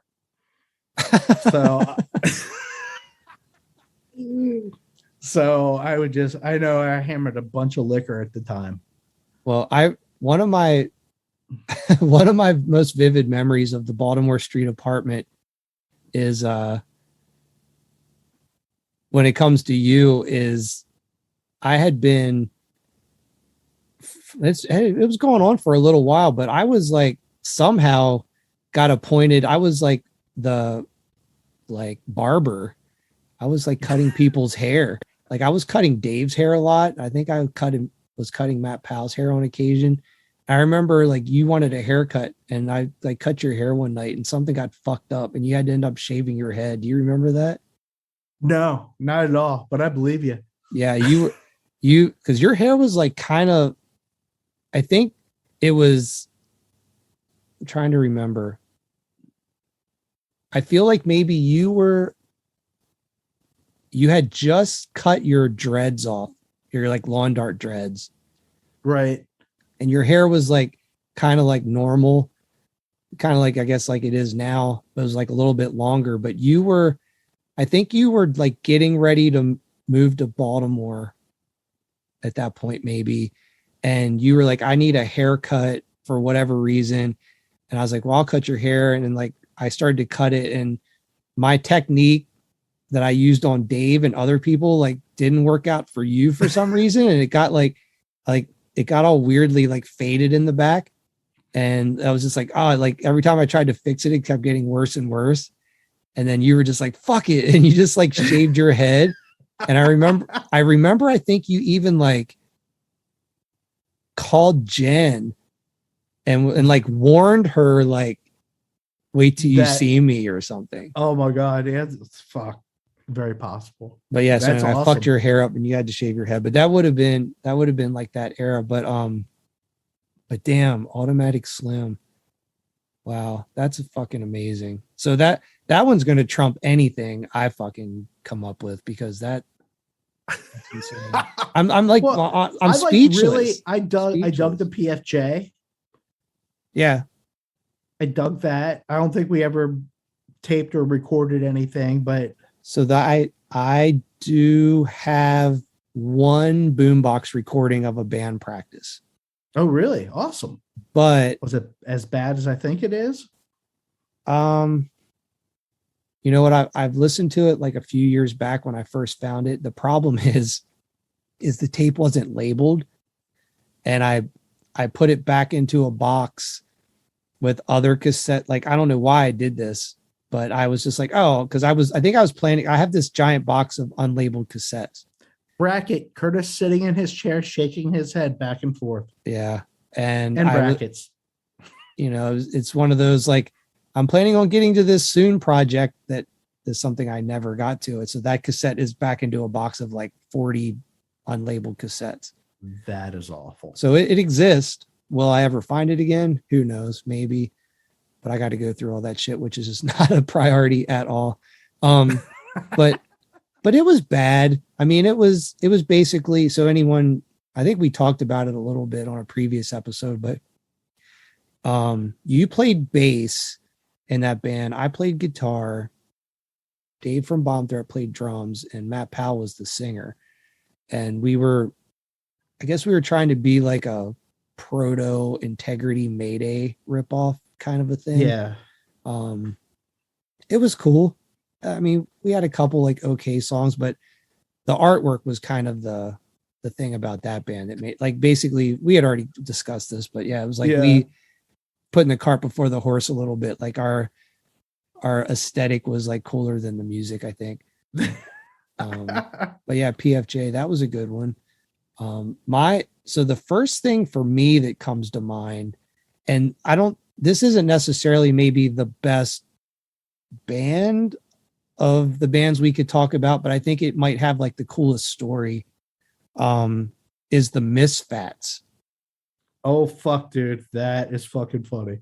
So when I was thinking about this idea to talk about it, Misfats was one of the first things that came to mind. And I honestly couldn't even remember like whose brainchild that was. Like I felt like it was mine, but then I was like, I don't think it was. I honestly think it came from work at my office because I worked with the guy and we bought the Misfits box set. And so there was always this joke back and forth. But it all seemed to come to a head at the same time. So fuck if I know. Gotcha. Yeah. So origin of that, I don't remember. But what I do remember of that is that when the idea was born, everyone was like really hyped on it.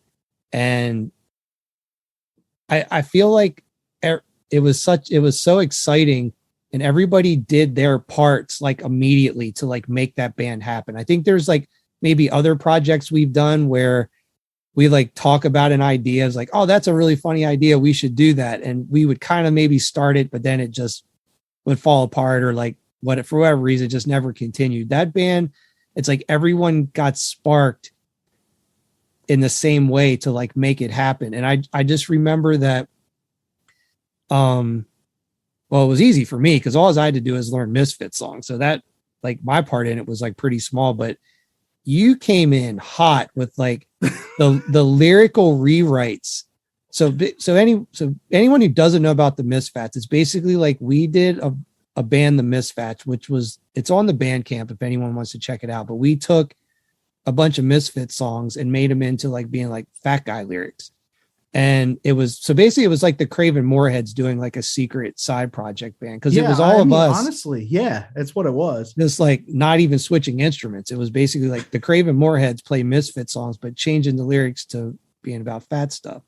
I remember being lean. Yeah, so the lyrics were awesome, and I remember we recorded the demo at your house because like Matt and I learned all the songs. Fred learned the songs. We went down, knocked it out in like a day. And, but the thing, and I'm going to need you to correct me on this. I'm like 99% sure about this, but the one like main thing, cause we never played shows. I did end up I burned like maybe 4 or 5 CDRs of that we gave out at like one show or something. Like, I don't even think I sold. I think I gave like 2 to like as gifts to people. And then we were just like, we're never going to do anything with this. It was just, we did it. I think we felt like satisfied that we actually recorded it and it was done. But I do remember that this is the thing that really stood out to me about that project and it's funny because like we were actually the original Misfats. That is awesome. Because I remember we bought the domain, or you bought the domain. We were the misfats.com because I think at one point we did consider like sort of taking it more next level and playing shows. So you got the domain. And what I do remember is we had the domain for like a year or something. And this would have been 99, 2000-ish, maybe 98, 2001, because we were in Baltimore. Yeah. So I remember we had the domain, and then we didn't really do anything with it. And I would have to look. I'm pretty certain I still have this email because I remember keeping the email because I was like, I want this to be proof that this was a real transaction that occurred. But simultaneously, as we were sort of deciding we weren't going to do the band, the Misfats who ended up becoming the Misfats, who were like the quote unquote, the real Misfats, who actually did end up starting it as a real band and dressing up in like fat guy suits and playing a bunch of like, basically they did exactly what we did, but we just had the idea first and made a record first. We actually transferred the domain to them because I remember them reaching out to us being like, hey, we kind of want to do the Misfats as well. Are you guys still planning on doing it? Because we'd like to have the domain. And we were like, no, we're not going to do it. And we actually transferred it to those guys. Do you remember that at all? Yeah, I remember you saying something. Yeah. So, hey, what? I turned into a lard ass. Didn't we do that? We did. Look. Wow. Fuckers. Okay. So Curtis is showing me his phone right now, which is from their site or some social media site. They have a song called I Turned Into a Lard Ass, which we had that song first. I'm sure the lyrics are different, but I don't ever remember, because I even remember years after they were doing the band, every once in a while checking in to see like how close some of their songs were to the ones we came up with. Oh, And yeah, we'd have to look. Yeah, I don't ever remember seeing that being that exact song. So yeah, anyway, I feel like that was a band that sort of missed the mark. Like if we would have kept that going. So I mean, really, if you want to think about it, we're like the Danzig version of the Misfits, and they're the Michael Graves version of the Misfits. That is awesome. So which I like the Michael Graves version of the Misfits. I do too. Or the so Misfits. So but yeah, that's a funny analogy.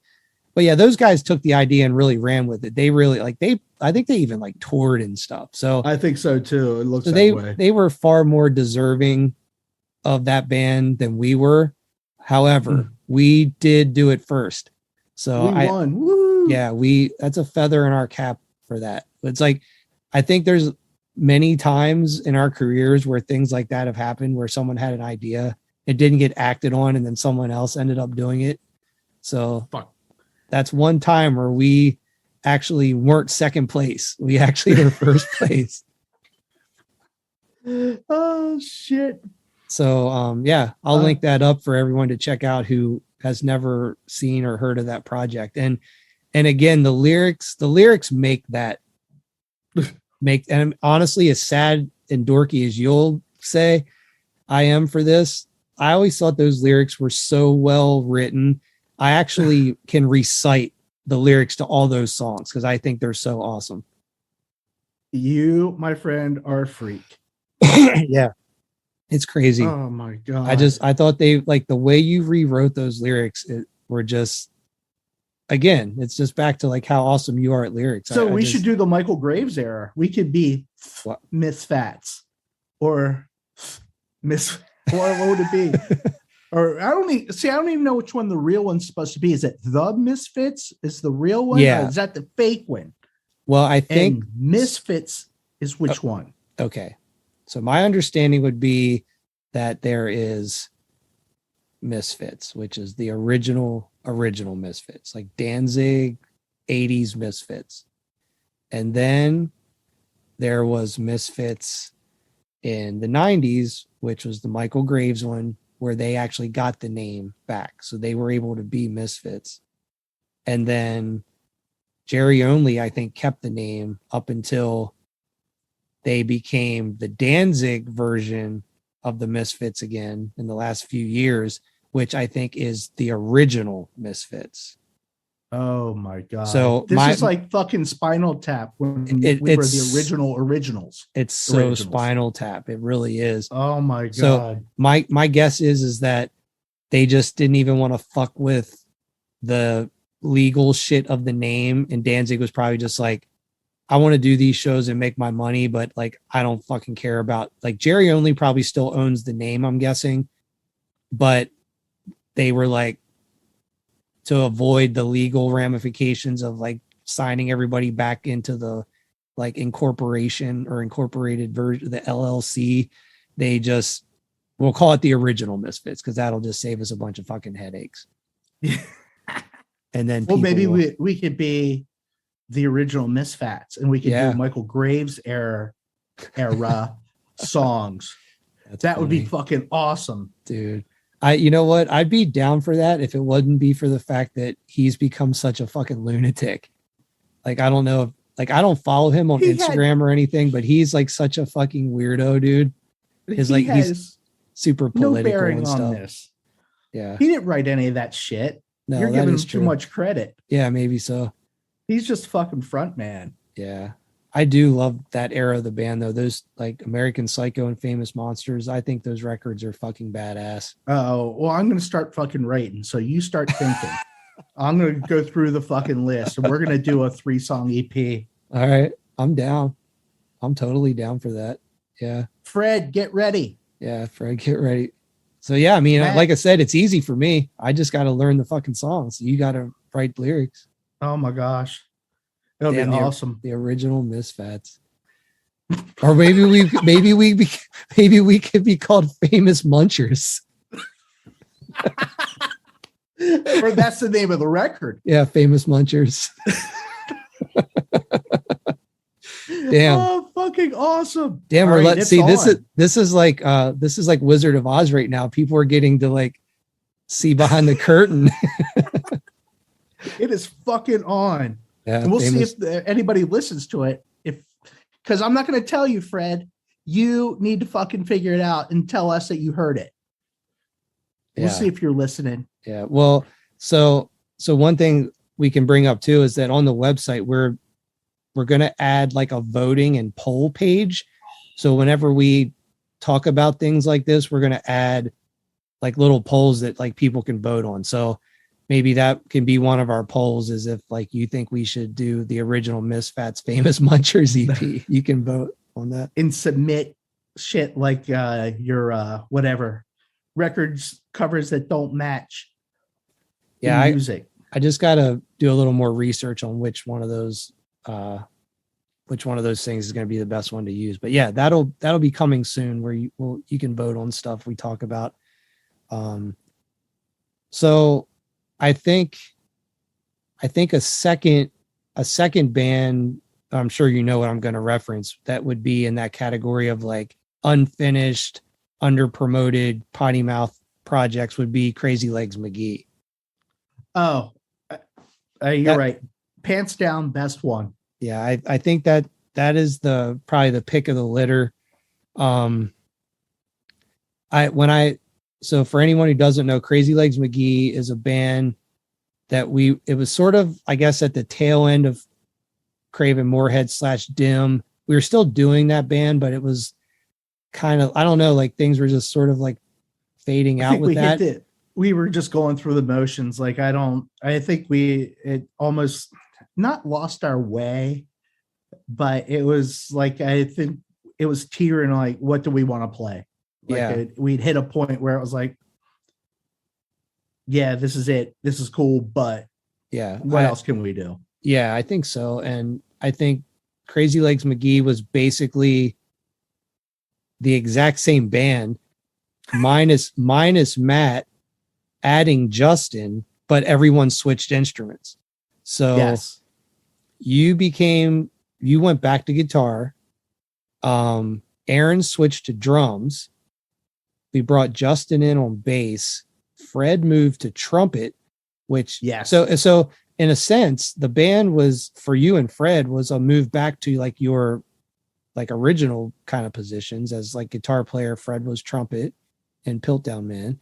And then Aaron had played drums before, and then Justin back on bass.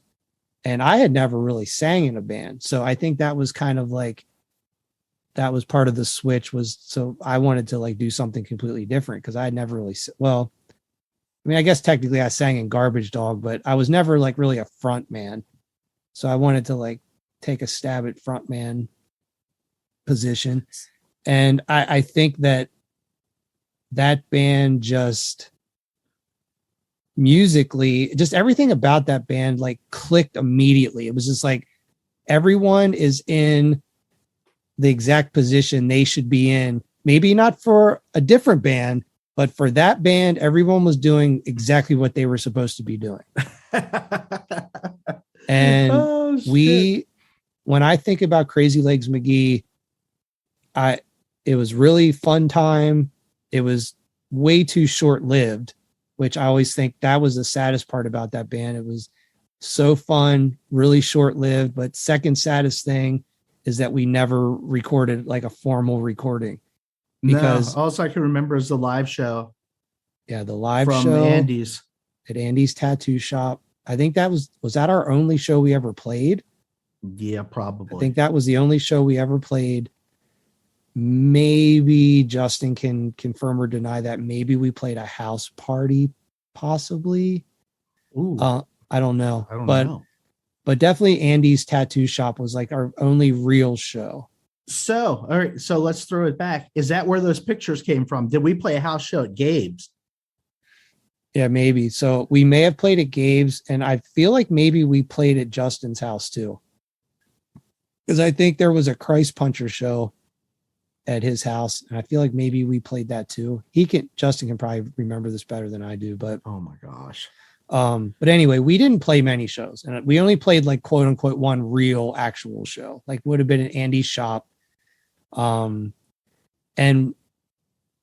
I think you either said you found boombox recordings of us. I gave them to you. And you gave them to me, so I do have those now. There's probably in that box of shit that you're. Well, no, they were ignoring. labeled. I think they were labeled because I think I do remember actually being hyped on you finding those. So they were more.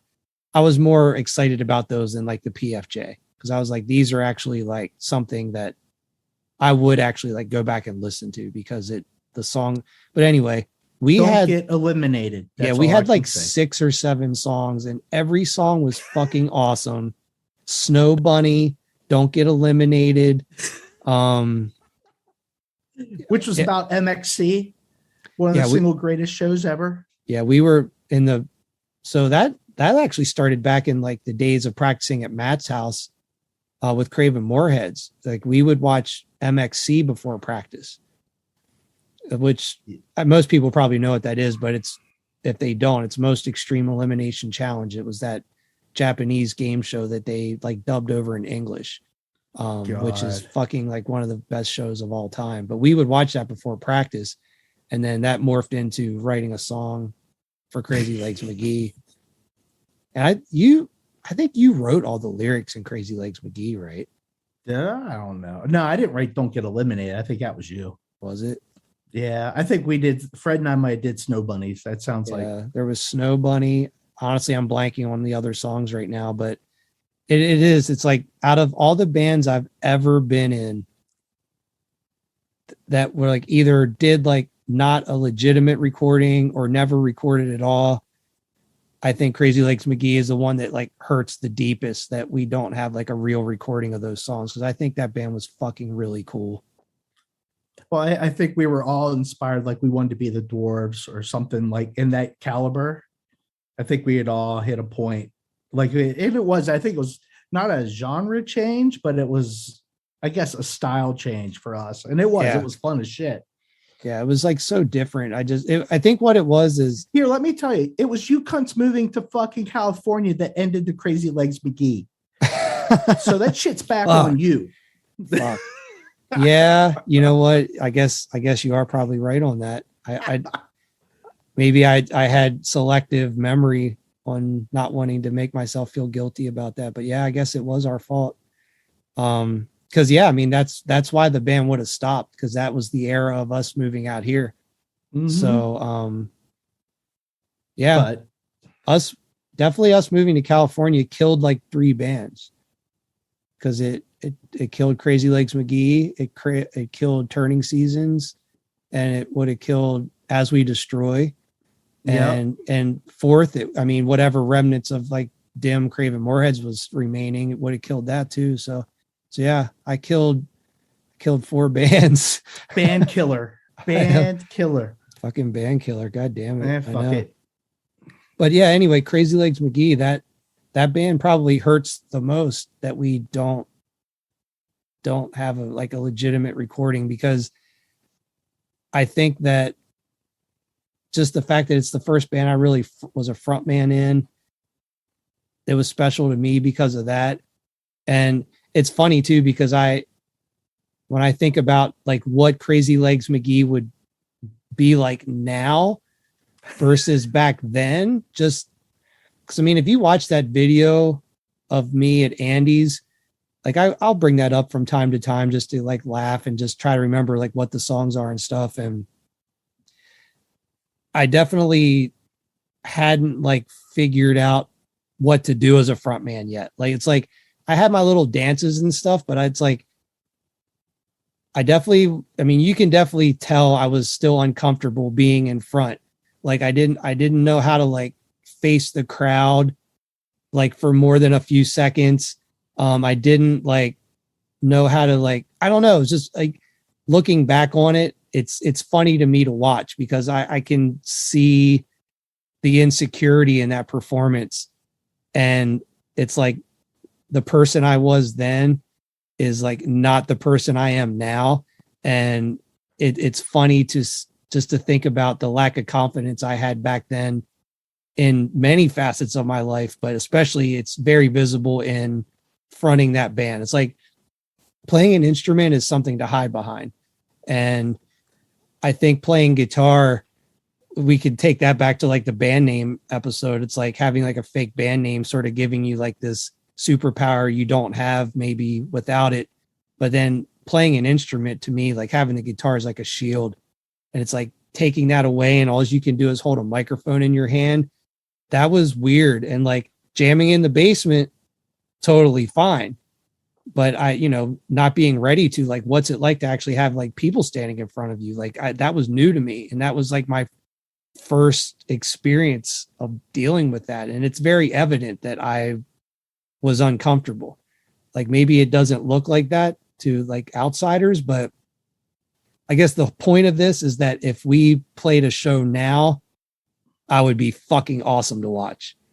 Listen to you. Cause it's just like, well, but like my confidence level in many levels of my life is so much different than it was back then that I just think that, yeah, I would be like a fucking lunatic now on stage. And I would be the complete opposite. You think? Yeah. I don't know. Wait, you mean guitar? You mean guitar or singing? In general, Oh. I think it's weird. I don't know. I don't know. I have no idea how I did half the shit I did because of like my anxiety is horrible and it's always been horrible, but I don't know how I overcame it to do shows and stuff. Like I have no idea. Yeah, that's so weird to me too, because I think if you look at some of those Aversion X videos, you can see your hesitancy in some of the songs. Like maybe like there's like when you're singing, you're fucking ruling it. And there's down times where you're not singing. It's like you can sort of see that's like, what do I even do right now? Like yeah, I still have that. I'm like, what the fuck am I supposed to do? Yeah, just kind of like fidgety. Yeah, and I see people that like do like fake air guitar, and I'm like, I could never fucking do that. Like I'm trying to think what bands, like I saw a couple of them that I always thought the frontmen were awesome, and they were like,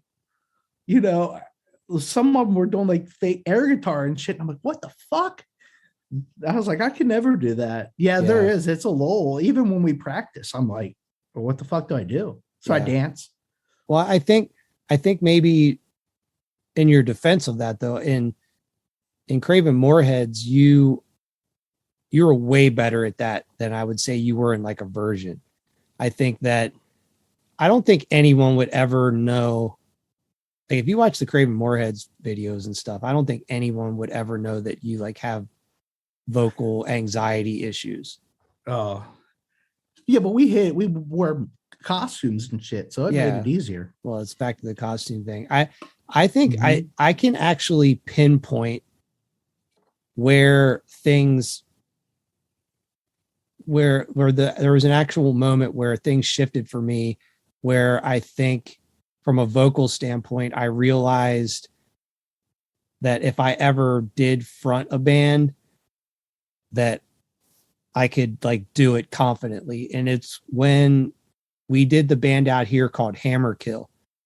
So Hammerkill plug, this band I was in out here in San Diego, we played from like 2008-ish to like 2011-ish, I think. We did 2 records. They're both on the Potty Mouth Bandcamp if anyone wants to check it out. But that's a band that I sang and played drums in. And fucking Night Ranger. Yeah, full on Night Ranger. But that band, I think more than any other band, was probably the band that sort of cured me of my singing insecurities, but also just I don't know. I don't feel like I was ever like extremely nervous playing shows or like have anxiety when I was playing guitar.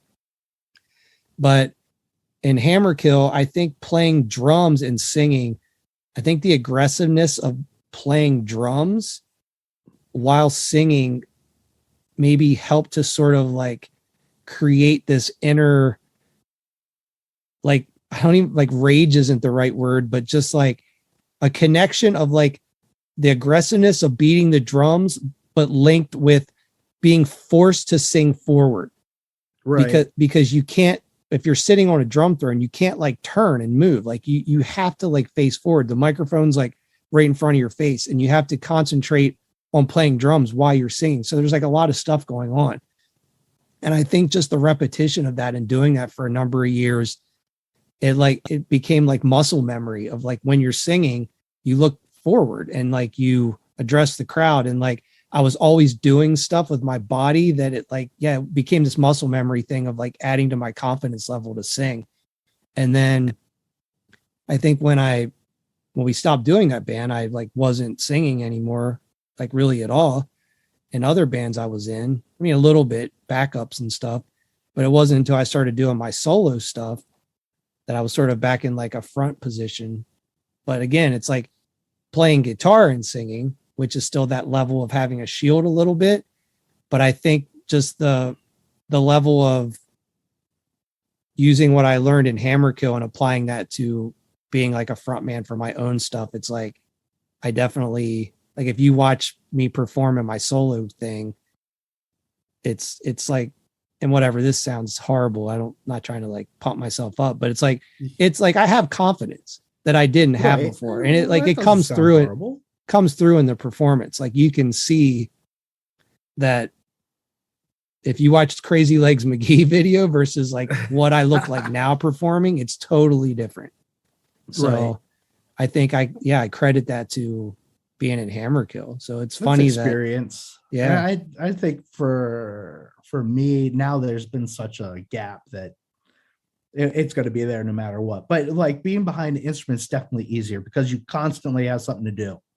Yeah, and when you're playing guitar, you're looking at your hand, and like you're not even necessarily having to look. It's like it's selective crowd involvement. Like you can look up at the crowd if you want to, but you don't necessarily ever have to. But singing, it's like if you're not looking at the crowd, I don't know. It's kind of a turnoff if you're like a person in the crowd and a singer isn't like looking out or like making some type of eye contact on occasion. Yeah. I think. Yeah. Oh no, I totally agree. Like but with that being said, you can understand that position when they don't. Like because I've been there and I know it. So it's like, yeah. And maybe there's some types of music and some types of bands where that works though. Like I remember there was like a thing in hardcore, like when sort of like quote unquote screamo was becoming a thing. There was like the whole thing of like, you like hold the microphone in your right hand, you hold the mic cord with your left hand, and you like put the mic cord behind your back with your back facing the crowd, and you just scream at the ceiling tile. Like when when that was like a trend where like hardcore screamo bands, it's like you like never look at the crowd. You're just like screaming at the ceiling tile, like while holding the mic cord in a weird, like artsy position. Right, that might get boring. Yeah. That might be boring. I used to hate that shit. I'm like, dude, like this is not your like real like vocal persona. This is like, you saw some other band do this that you thought it looked cool and you're just like copying that shit. And how do you get there? Like, hey, this is probably a completely different conversation. How do you pick your persona on stage? Like, yeah. I think that's always a struggle. And like you see bands, you're like, that's cool. We're going to borrow that and borrow that. But I mean, then it becomes an act. Like, how do you find like your natural, vibe? But I guess if you're saying that Gavin and I do similar things, then there is a natural thing that happens. Oh yeah. I mean, you guys, so I think Gavin, there's like no way to say this without shitting on you, but it's I think Gavin does seem like he's a little bit more comfortable already than what you were at that age. Oh, I agree. I think he's still got some fidgetiness a little bit, but it's almost like it's just funny, endearing, young awkwardness.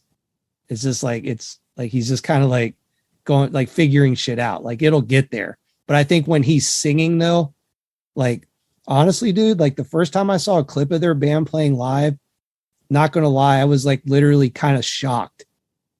I was like not Hands up. Yeah, I was Hands not up. expecting the level of like rage and aggressiveness, and just like, dude, he's gonna be, I mean, he already is, but if he keeps playing in bands, like, dude, he is a fucking sick front man. He's a sick front man.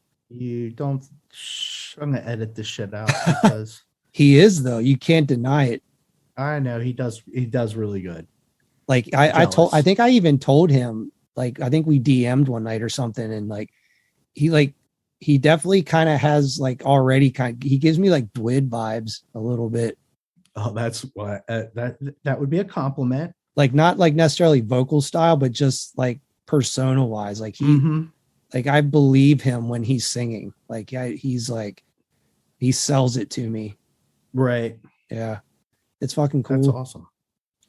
But well, I guess the takeaway from this conversation is that you better fucking get over yourself, because you're going to be singing again very soon. I know it's going to be weird. I'm going to start singing out on my porch. Yeah. To the guy across the street. He'll be fucking excited while he's doing whatever he does to his cars. I'm going to be out there screaming. Yeah. I'm sure he'll appreciate that. I mean, they make enough fucking noise. You should give it back to him. I know. I was jonesing when we pulled up today that they were going to be over there fucking doing whatever. Yeah. Sanding down a body. And that's all you were going to hear in the mic. Well, is there, I mean, can you think of any other sort of like underdeveloped, underappreciated projects? I mean, I feel like we touched on probably the major ones, but I'm sure there's lots more. Yeah, I'd have to think. Maybe that's something. Screwworm. Well, yeah, Screwworm. But I would, yeah, definitely. That's a band that could have. I think he could have done a lot more. Yeah, in reality, based on the musical style of that band, based on the name, based on the logos and imagery you were creating, like, I hate to say it because I love Lawn Dart, but Screwworm maybe should have been the main band. Yeah, it should have. I agree. Like I said, it was a joke that just happened to pan out and keep going. Yeah, that's another. I'll have to link that up on the website too, so people can check out that G.G. Allen cover. Yeah, that was crazy. That turned out super fucking good for a 4-track. That was amazing. Yeah, you guys did that yourself, right? Mm-hmm. Who had a 4-track? We borrowed it from, oh my gosh, it was Gabe's friend, and I can't remember his name, but he had one. Okay. And so we borrowed it from him. He actually might have recorded it, but we just sat there and recorded one Friday night. Gotcha. Knocked it out because we wanted to be on this comp so bad. Yeah. I think we were like one of the first bands to send in. Did you even get on it? You never got on it? I don't know. Well, that's like the Vomit Snack. We recorded those. Well, we did too. Craven Moorheads did too. All of us, Craven Moorheads and Vomit Snack, we all recorded songs for that Dayglow Abortions tribute album that never came out. Oh. Because we did Nikki Dial. Canadian. Vomit Snack did. Yeah, Vomit Snack did Proud to Be a Canadian. We did Nikki we did Dial. 3 songs. Well, Craven Moorheads did Nikki Dial. Vomit Snack did Proud to Be a Canadian. And God, I'm blanking on the other 2 that we did. Dun, dun. Oh, that's Proud to Be a Canadian. Gene will chime in to say what that was. But anyway, Vomit Snack recorded 3 songs. We recorded 1. And yeah, that was a bummer. That never came out. Yeah. Not sure whatever happened with that. And Bomb Threat, the Fuckface EP, which was the final thing we released, which was had that one original song. We did another Garbage Dog song, Meatball Sub. And then we recorded that Screeching Weasel cover, I Want to Be Naked. So the whole reason we even did that recording session is because that Screeching Weasel song was supposed to come out on a Screeching Weasel tribute. I don't think that ever saw the light of day. So then that's why we put that EP out. I feel like there's like one other thing too that was like a tribute thing. But Was the not. Black Flag one, or we just liked the song? No, I don't think that was, we just wanted to do that song. Yeah, I don't think that was for a tribute album or anything like that. But yeah, that's a bummer that all those, and I mean, like we had already talked about, the Desperado 7-inch was supposed to be a split 7-inch. That never came out. Yeah, it sucks. It sucks that the only vinyl that I was on was with the Perestroikas. Oh, really? Yeah, like that's the only like record. Yeah, like vinyl. And it sucks because it works on my jukebox, but I can't put it in there. Gotcha. It's mastered on a 40 as a 45, or it's pressed as a 45, so it technically could work, but I don't know. There's something. Oh wait, weird. why won't it work? Oh no, it does work. Oh, I can't. I don't know. It was something that happened. I don't know what it was. Like there was a switch that we did something and it just turned me off. I was like, done. I don't know. Oh, I mean, like it'll play, but you don't want to hear it. Oh, I don't want to hear it now. Oh, gotcha. Like you have beef with that version of the band. I don't know what it is. I sat and thought about it because like I loved all those guys. Well, so for those who are listening, that Perestroika was 710 split, and you guys changed your name to Perestroika. Yeah, because there was some other fucking band named 710 Split. But I think that maybe it was a name change where all of a sudden I was just like, dude, because I don't know, it was never serious. And if like I think the name to me had more what do you want to say? It wasn't a screw off band name. Yeah. I mean, it meant something, and it was something important at that time, and it didn't fit me, at least for me. I know. I mean, and we all voted on it, and it was the best one. But I think it was like that. It just didn't represent me. Yeah, this is me being an artist. That is like some art shit right there, man. Like that name did not represent me as a person, so I could not be a part of it. What the fuck ever. Yeah, that's pretty hilarious. So speaking of band names, my friend Brian, who I play in a band with, he's actually in a new band now. Because he lives like almost like 2 hours away from me, and like we just don't like get to jam that often and stuff. So he's starting a band with some friends of his like up where he lives. And they were I hung out with him a few weeks ago, and they were trying to come up with band names, and he was running all their band name choices by me to see like which ones I like. Right.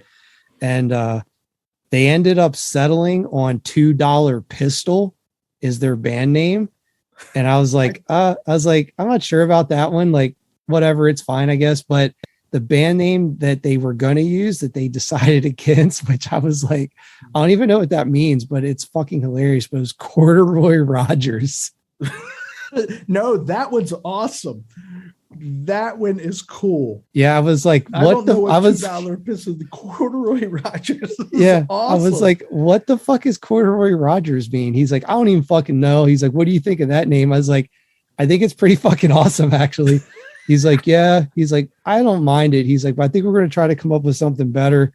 And then their logo that they ended up coming up with for $2 Pistol. I don't know if you can see it or not.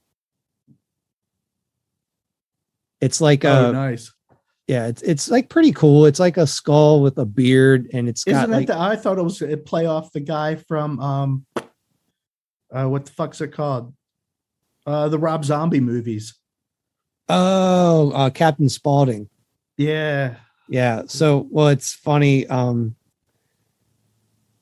So yeah, it's like a skull with a beard, and there's like two like old like country western pistols like crossed, like making like an X, and it's got BCHC in it. And the town that he's from is called Julian, and it's like a little old gold mining town here in California. That's cool.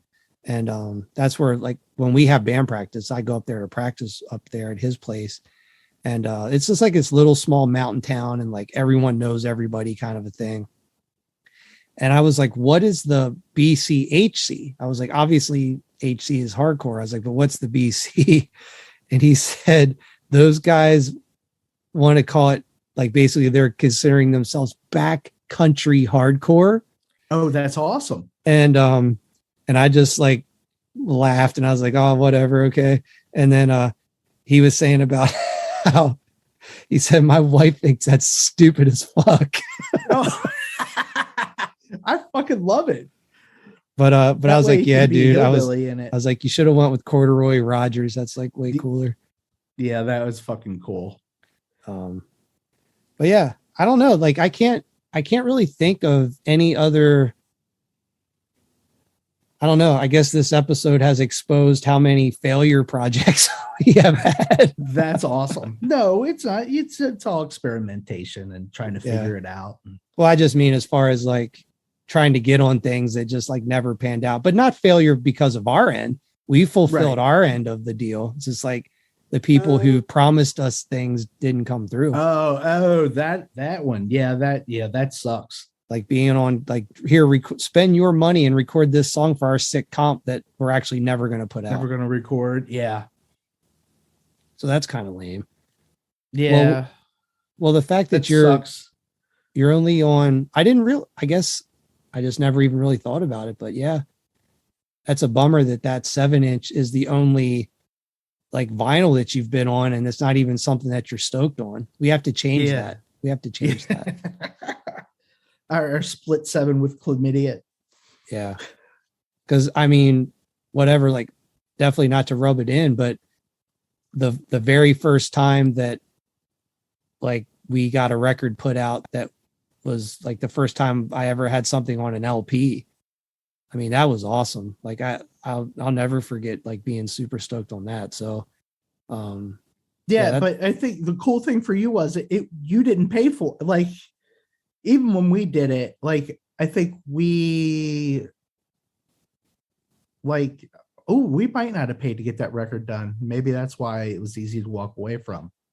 Yeah. But I mean, to not pay for it, like, you know, it's easy enough to make.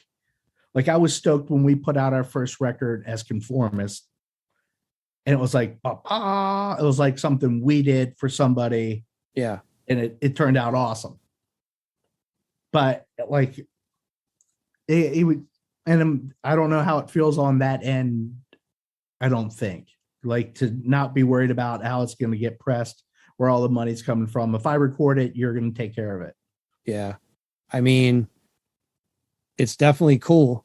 I'm not going to lie, because I've definitely been on both ends of that now, where been on the end of like getting everything together myself to like make sure the files are correct, get the artwork together, fill out all the fucking paperwork and shit and send it in, and then like dealing with the pressing plant. Like I've done that many times now, and being on the other end of that, where you're just the band and the record label does everything, it's, not gonna lie, it's pretty fucking cool. Yeah, it sounds pretty fucking cool. Because I think the last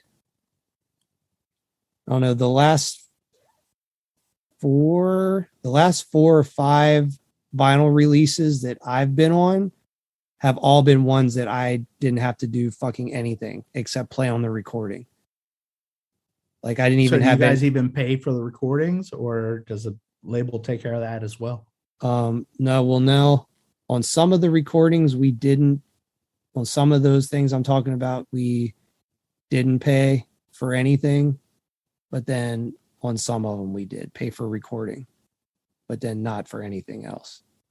So it makes a difference, because we, especially on this last one, we were able to on the last Space Wax record that we just put out, we were able to put all the money into recording, which we would never normally have been able to do. So, I mean, that made a huge difference in we can, and you know, like pressing vinyl is fucking expensive, especially if you're a band that's not full-time touring and stuff. It's hard to recoup your money on vinyl. So, I mean, it just to press like 100 records is like about like $1,800. So yeah, I mean, you got to go quantity wise, but yeah. And it's hard. Understand. It's hard, believe it or not. It's hard. If you're not a touring band, it's hard to even sell 100 copies of something. Like, I'll believe you. Even if you're like have label support and stuff. Like, yeah, it's tough. It's really tough because record stores are hard. It's hard to sell shit out of record stores because unless you're like a well-known band, people don't typically buy unknown shit in record stores. Like I do, but I think a lot of people don't. And no, it's always that case. Yeah. So well, like the label that we're on right now, they do. So one of the things that they do is in addition to like the normal pressing, they work with this company that does limited pressings of like these crazy colored vinyls. And they do like package deals where you can get, essentially what they've done is they've gotten to the point where as a label, they've like made themselves very unique in the fact that they've created a demand for these like super rare records they do of every release. So the super rare records are like impossible to get now because there's actually people that collect this specific company's like colored vinyl. Like even if they don't even know who the band is, they're just buying because they're like completist type people. So like they'll have like literally like 10 copies of a color of a record. And like, it's impossible to get them. Like there's people who just like have their computers probably set up that when shit, like they're probably running some app or something that when that thing goes off, the time they say it's going to go off for that sale, their shit like snags it immediately. Right. And then, you know, it's like a completist thing. But then what ends up happening is all these people who like post these pictures, then it like gets people interested in the normal version of the pressing too. Right. So it's really cool how it all works. But yeah, it's like being involved in that side of it. It's insane because we're like pretty good friends with the guy who owns this record label. And like I've talked to him before in depth about the shit he has to deal with and to make all this happen. And it's fucking crazy, dude. Like I would never want to do that. Yeah. It's like, it takes a special kind of person to run a label. He's like a one-man operation too. And it's like, they're a pretty substantial label at this point. And it's insane the shit he does by himself. Yeah, that's crazy. And working full time too. Of course, why not? Yeah. Ugh. So anyway, we went down Tinkles, crazy rabbit holes today, but yeah. I'm just happy we got to talk about the Happy Flowers and we got to talk about how it rules that more girls are in bands now. Yes, absolutely. And it's skateboarding too. There's my God, that's all. They're fucking awesome. Dude, in my Instagram feed, 90% of them's fucking girls and they fucking kill it. Yeah, dude, it's insane. Like it's cool, man. And it looks like Hosoi sponsors a lot because I follow him and he sponsors a lot of girls, which makes me happy because I always thought he was fucking cool. And that makes me feel like he's even cooler. He might be a little Bible beady, but yeah, he definitely is. But I'd even go as far as to say that there's some girl skaters that even are skating more creatively than guys are nowadays. Like they're I mean, whatever. That's a whole nother rabbit hole, but skateboarding has become very methodic, I think, in a lot of its approaches. Like a lot of dudes, things have become so style oriented that someone finds a style they like and they want to mimic it so much to the point like it looks robotic. And I think that female skating is like a little more creative, and girls maybe aren't as like inclined to necessarily want to like they're fine with just skating how they skate, and it actually comes through in their skating. Like there's definitely like dudes that fucking rip and technically are some of the most proficient skateboarders out, but I honestly fucking gag when I watch them skate because I can't stand that they're like just look Trying like to everybody emulate else. somebody else. Yeah. Bah.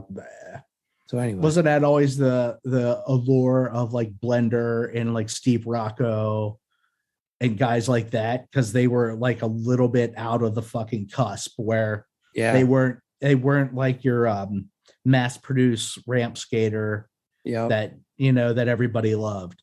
yeah, exactly. Yeah, totally. Well, just like there's that one street contest of him. He's like skating around, just like Blender I'm talking about, but he's like just doing like dick off tricks, and all of a sudden he like pops a spray paint can out of his pocket, like spray paints one of the like ramps, and then like ends his run by spray painting on this fucking wall. So that's fucking awesome. But yeah. All right, groovy. Well, I think we've hit our limit for time. Yeah, that's cool.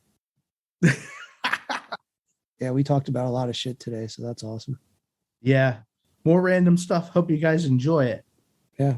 Don't forget pottymouthrecords.rocks, ROCKS. Check it out. All right, everybody. Cool. Peace. Or is that Later. what I say? What do I say? Later.